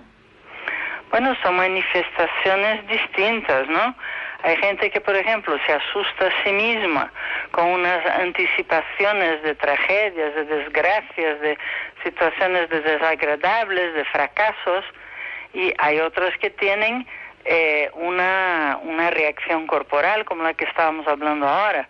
O sea que no es lo mismo, pero el sufrimiento está ahí siempre, ¿no? El miedo conlleva un sufrimiento muy grande y se esconde en muchísimas cosas.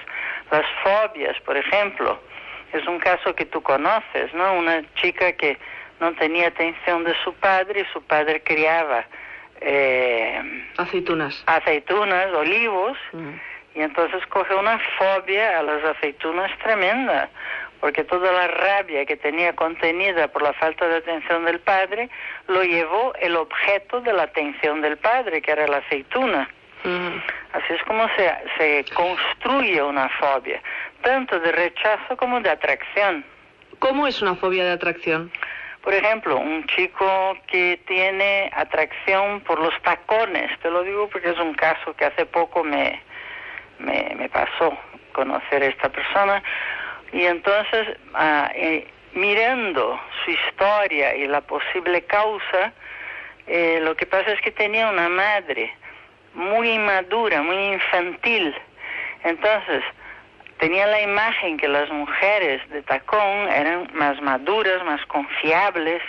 Entonces, toda la ignorancia de seguridad que tenía, que no podía vivir con su madre porque ella era más insegura que él, que era un chaval jovencito, pues lo traspasó a los tacones, que le parecían como un símbolo de madurez.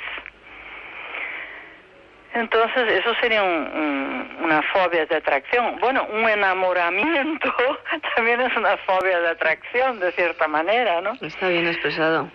Una fobia de atracción que luego se convierte en una fobia de rechazo. Según, oye. Oye, Marly, entonces, para ti, todo está relacionado con una grabación, con una vivencia. No hay tu tía. Hombre, todo es mucho decir. O sea, hay muchas cosas relacionadas con cómo manejamos y cómo está configurada en nosotros nuestra energía, el tipo de energía.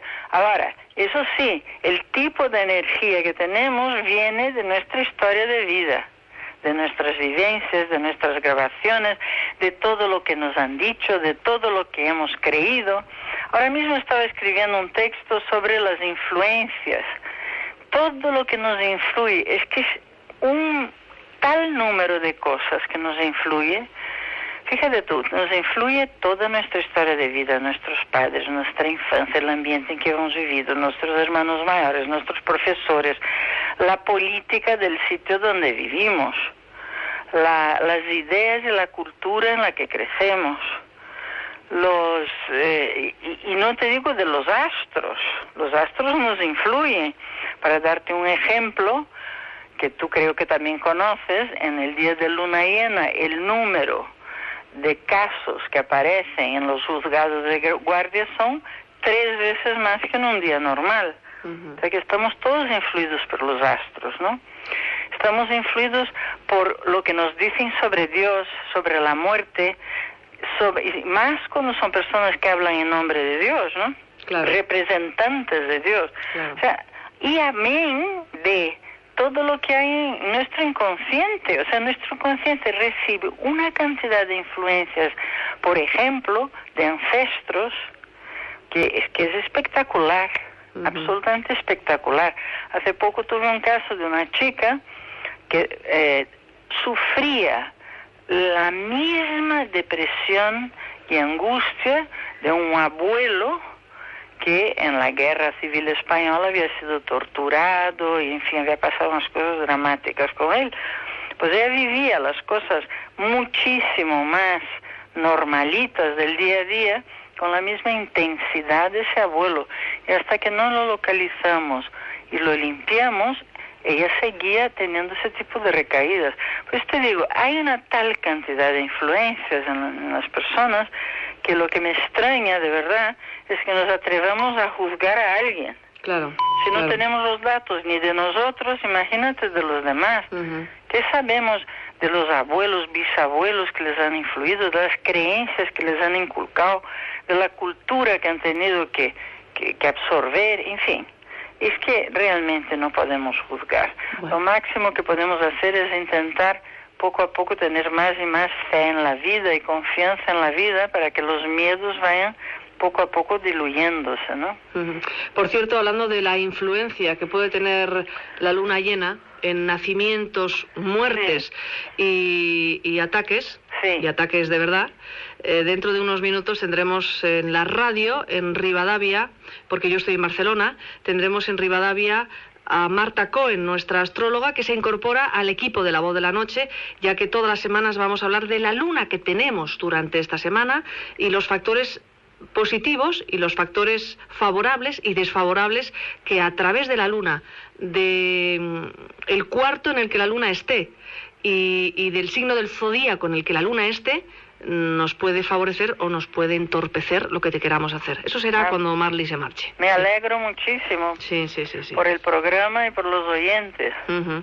Porque la luna tiene su aquel, ¿eh, Marly? Hombre, ya lo creo. Sí. Ya lo creo que sí. Está incluso en la cultura popular, ¿no? Claro que sí. Que si cortas una planta, si cortas el pelo, crece más, crece menos. O sea, todo eso que la cultura popular ha se ha fijado en ello. Imagínate tú, tiene sus leyes, las mareas que suben y que bajan están en completa coordinación con la luna. O sea que realmente hay una influencia. Pues te digo, es tal el número de influencias, y ya no si entramos en el terreno ya energético, no te quiero ni decir, que es que realmente no deberíamos de juzgar. Aunque me he desviado un poco de lo que estabas diciendo. Bueno, juzgar también forma parte de las fobias que tenemos y de las paranoias, o sea que... Sí, tiene gran influencia, porque claro, no te hablo ya de reacciones corporales, pero de reacciones provocadas por nuestros pensamientos, ya lo creo, ¿no? Claro. Marly, ¿crees que los miedos, las angustias, las ansiedades son hereditarios? ¿Y en qué medida lo hereditario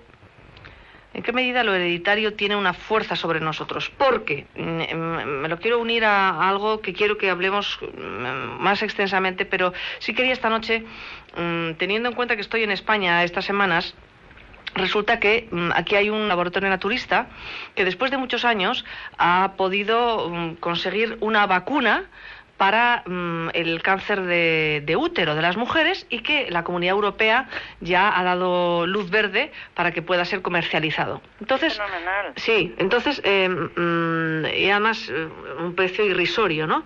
Pero es una vacuna muy interesante para el tema del cáncer de útero, porque se ha demostrado que hay un tipo de bacteria determinada que lo provoca. La pregunta es, uno está con la anterior, es, si nosotros decimos que las enfermedades están desarrolladas o tienen que ver o están influenciadas por estados emocionales, psíquicos, psicológicos o lo que tú quieras, ¿se supone que una vacuna va a quitarte también ese estado emocional que te provoca la enfermedad? Lo digo por la cosa de lo hereditario. Es como que la ciencia de pronto se pone en contraposición con el pensamiento de si lo trabajas a nivel personal, no lo tienes. Bueno, y si te pones una vacuna, tampoco. Sí, claro. Es que son diferentes niveles, ¿no? Es como si tomas una vacuna para el resfriado, pero si te tomas una pastilla, un placebo, por ejemplo, te puede dar el mismo resultado. Esa es donde empieza el huevo y donde la gallina. Esa es la historia. Porque claro, tú dices hereditario. Por ejemplo, el cáncer de mama es hereditario y se ha comprobado esto de una forma bastante obvia, la verdad, por los datos conocidos que hay, sí. Y sobre todo estadística, ¿no? O sea, estadísticamente está comprobado que eso es una realidad. Pero claro, ¿qué provoca el cáncer de mama? Son determinados problemas. De hecho, hay un estudio hecho de que según el lado derecho e izquierdo son problemas de pareja o problemas con hijos. Entonces, si una madre tiene una tendencia a tener dificultades con la pareja, la hija lo ve y normalmente lo reproduce. Entonces se da el cáncer de mama. Entonces, ¿qué es? ¿Es realmente hereditario o es que emocionalmente se ha repetido la historia y ha tenido el mismo efecto físico? Esa es la pregunta. Es el huevo o la gallina. Claro. Mi experiencia como terapeuta, como psicóloga, es que una vez que has solucionado en tu mente, en tus emociones y en tu alma aquellas cosas que producen problemas físicos, los problemas físicos desaparecen. Por eso, a mí, personalmente, es una opinión completamente personal y no fundada en nada científico, pero por experiencia mi conclusión es que lo hereditario es muy relativo. Por esa razón que te digo que lo que es... Hombre, lo que pasa es que le estás dando, además de un valor genético, le estás dando un valor psíquico. Es que... Pero tiene el valor, el genético y el psíquico. Es que yo veo que lo tiene, oye. Es que realmente veo que lo tiene. O sea, yo he vivido personas con cánceres supuestamente incurables que han resuelto parcelas importantes psíquicas y que no lo han tenido, lo han curado. Y he vivido también lo contrario, evidentemente, también. Pero, por ejemplo, la somatización es una cosa que está clarísima. Vamos, este fin de semana concretamente tenía una chica que llevaba dolores de cuello, de anginas, con fiebres altas, varios episodios anuales durante muchísimo tiempo, y este fin de semana dio con una clave importante y salió, pero completamente, está con fiebre, con la garganta completamente roja, y salió como una rosa, sin nada, de un día para el otro.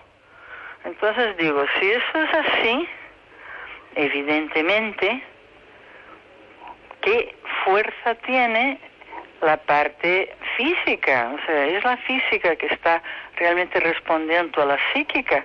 Esa es la experiencia que yo tengo. Ahora, tampoco he hecho un estudio con los cánones científicos para darte un resultado aceptado por la ciencia, pero mi sentimiento, mi feeling, es que cuando se resuelve algo psíquica, anímicamente, el cuerpo sigue. Entonces, ¿hasta qué punto las cosas son hereditarias? Pues yo pongo una gran interrogación ahí. Todo esto era por si heredamos los miedos, las ansiedades, las angustias. Claro, pero es el mismo, la misma fórmula. Tienes una madre miedosa y tú te haces cargo de ese miedo. Entonces, claro, ¿dónde empieza la cosa? Y si lo curas, era hereditario. Si fuera hereditario, ¿qué posibilidades de cura hay en algo hereditario? Yo creo que la mera palabra ya te está diciendo que no hay otra solución, que no hay salida, que no hay cura. Pero si la cura se da, entonces ¿hasta qué punto es eso? Bien. Por eso yo pongo, ya te digo, una alta duda en cuanto a que las cosas sean tan definitivas, que si tu madre tenía miedo tú tengas que tenerlo, para nada. Mi experiencia es que para nada. Y si tu madre tuvo cáncer de mama, para nada tienes que tenerlo, aunque haya miles de casos en que es así. Pero es que es gente que no ha hecho un trabajo de transformación o no ha logrado hacerlo, que también hay gente que lo intenta y que no lo logra, ¿no? Bien, tenemos que empezar a usar ese reflexivo, Marly, que la gente tiene mucha razón cuando dice que a veces uno no puede y que lo decimos de una manera que parece que uno no quiere o no quisiera. No, uno no puede, oye, no siempre se puede. Es como una cosa que otra vez están influyendo un sinfín de datos. O sea, no hay explicación por qué unos se curan y otros no. No hay una explicación científica siquiera. Los médicos mismos dicen, yo no sé por qué que tenía el mismo cuadro y el mismo tratamiento, se curó y el otro no. Entonces, son tal cantidad de datos que no conocemos que realmente ese tipo de cosas, afirmarlas rotundamente como que es hereditario algo y por lo tanto no hay salida. Luego, por ejemplo, tienes degeneraciones de ojos, por ejemplo.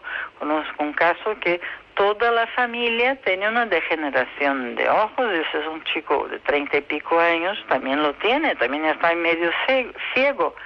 Pero te vuelvo a repetir, este hombre ha podido energéticamente cortar la influencia que ha recibido de la familia. Esa es la pregunta. Porque si lo ha logrado, no significa que tuviera que tenerlo. Por lo menos yo te digo, esa es mi creencia, puedo estar equivocada.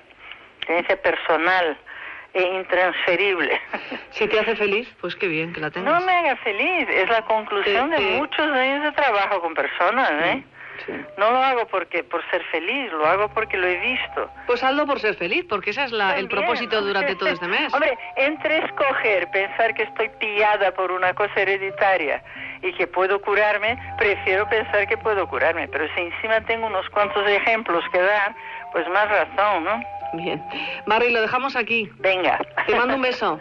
Un beso muy, muy grande. Buenas noches. Hasta la semana que viene. Gracias, buenas noches. Chao. Buenas noches.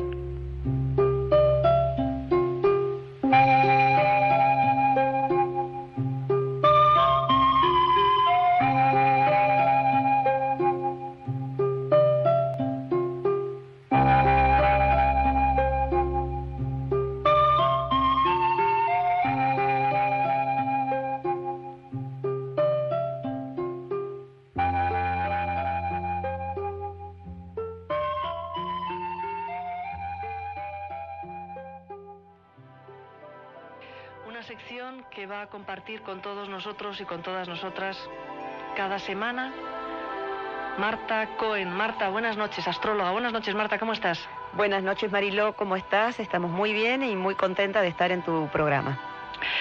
Marta, vamos a intentar cada semana darle a nuestros oyentes una nota informativa sobre qué es lo mejor que podemos hacer durante toda la semana, tal y como está la luna y con el signo del zodíaco en el que nos encontremos. Realmente, ¿qué influencia tiene la luna en nuestra vida? Realmente es eso de lo que hablaba yo con Marley hace un momento, que me imagino que has escuchado. El día de luna llena nacen más niños que nunca, o hay muchas más agresiones o robos que nunca. En la vida cotidiana, a la persona, ¿cuánto nos influye la luna? Bueno, Mariló, la luna es un elemento totalmente que desde la antigüedad ha tenido una resonancia en la vida de las personas, no solamente en los seres humanos, sino también en todo lo que hace a los ciclos de la naturaleza. Esto ya lo hemos visto desde la más remota antigüedad. Podríamos decir que la luna tiene mucho que ver con los líquidos, por ejemplo, en el cuerpo humano. Esto hace que en determinadas fases de la luna nos podamos sentir como más dilatados, más hinchados. También podríamos decir que la luna tiene una influencia muy grande en la salud. Ya decían los antiguos, en la época de Hipócrates, decía, no se debe operar, por ejemplo, ni en luna nueva ni en luna llena. También la luna fue utilizada muchísimo y se la sigue utilizando en la siembra, en la cosecha, a veces hasta para cosas muy cotidianas, como puede ser destetar a un bebé. Hay fases de la luna donde sacar determinados hábitos es más fácil que en otras. Ya lo vamos a ir viendo esto en los sucesivos programas. Pero lo que quiero decir es que la luna tiene realmente una influencia en nuestra vida de relaciones también, porque de acuerdo a cómo la luna está en cada signo, también a veces nos sentimos como más entusiastas, a veces nos sentimos como más depre, ¿no es cierto?, o con menos energía. O sea que realmente la luna es un elemento totalmente influenciable en nuestra vida de todos los días. En este momento, hoy es día 6 de octubre del año 2007. ¿En qué signo estamos transitando? ¿Cuáles son las características? Bueno, cada signo tiene como un mes de duración. El signo que estamos transitando es el signo de Libra, y este signo comenzó el 22 de septiembre a las 6 de la mañana. Allí podríamos decir que el Sol proyectó sus rayos hacia la constelación de Libra, y transitaremos por este signo de Libra hasta el 22 de octubre, en que vamos a entrar en una nueva vibración, en una nueva energía. Las características que tiene este signo, bueno, son las siguientes. Primero de todo, es un signo que corresponde al elemento aire. Esto significa de que es un signo que está muy ligado a lo vincular, a las relaciones sociales, al intelecto, al mundo de las ideas, a las diferentes maneras de pensar. Por otro lado, es un signo que está regido por el planeta Venus, que es un planeta que tiene la habilidad de poseer cualidades muy seductoras, muy hábiles para relacionarse, y tiene la habilidad también de poder conectarse afectivamente con los demás. Por supuesto que desde este punto de vista el signo de Libra tiene el simbolismo de la balanza. Es muy conocido porque la figura que lo representa es una balanza. Y podríamos decir, ¿para qué se utiliza la balanza? Para medir, para pesar. Desde el punto de vista de nosotros, desde la astrología, podríamos decir que en el signo de Libra, esta balanza lo que hace es evaluar, mide. ¿Qué es lo que mide? Bueno, mide las características entre el yo entre la persona, entre el individuo y el medio ambiente, lo social. ¿Y qué significa esto para Libra? Bueno, muy simple, que Libra está abocado al mundo social, está abocado a las características de relacionarse con el otro. Podríamos decir que los librianos no pueden verse sin un otro, es decir, ellos son también los demás. O sea, esto para Libra es sumamente importante, es decir, las relaciones vinculares son enormemente significativas y Libra, que se dice a veces y dice es el signo del equilibrio, en realidad no es el signo del equilibrio, es una búsqueda permanente del equilibrio. ¿El equilibrio entre quién? Entre su propia persona y la sociedad, el medio ambiente. Podríamos decir que a Libra le interesa enormemente dedicarse al medio social, estar abierto al medio social y buscar siempre la mejor manera de relacionarse. Desde ese lugar podríamos decir que es un signo complaciente. Le interesa estar bien con el otro, estar bien afectivamente con el otro. Una de las cosas que también caracteriza a Libra es el tener que tomar decisiones. Es algo que le cuesta muchísimo a Libra, tomar una decisión. Respetarse también en las decisiones que toma. Hay algo que encontramos muchas veces en los librianos, cuando le preguntamos, ¿qué quieres hacer ahora? ¿O qué quisieras tomar? Y te dice cualquier cosa. Lo que vos quieras está bien. Pero esto no es bueno para Libra. Tiene que aprender a decidir y optar, elegir una cosa o la otra. Pero a veces esta toma de decisión o de elección le cuesta tanto que entonces decide lo que para vos está bien, para mí también. Entonces nosotros tendríamos que, especialmente en el caso de los niños librianos, enseñarles desde muy chiquititos a tomar decisiones y a poder elegir. Y las personas que son de este signo lo tienen mejor, lo tienen peor, y las que no somos. Ah, perfecto. Esto es una buena pregunta. Vos sabés que cuando nosotros hacemos una carta natal, podríamos decir que todos los signos están dentro nuestro.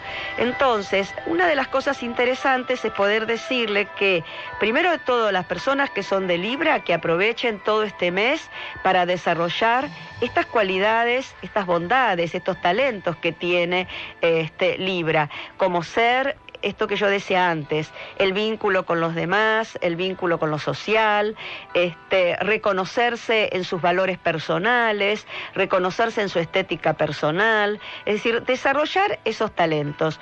Pero aquellas personas que no son de este signo también tienen a Libra en alguna parte de su carta. Entonces voy a hacer algo como muy sencillito y voy a decir lo siguiente. Por ejemplo, las personas que son de signos de aire, como pueden ser las de Acuario y las de Géminis, pueden aprovechar este mes para desarrollar específicamente la creatividad en todas sus formas. Así que todos, desde algún lugar, se pueden ver beneficiados al transitar en este signo de Libra. Muchas gracias, Marta. Hasta la próxima semana.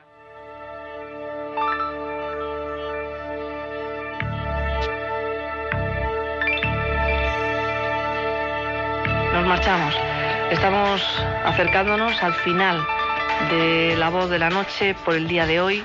Nos vamos a encontrar la próxima semana. Te mandamos un beso muy fuerte. Buenas noches.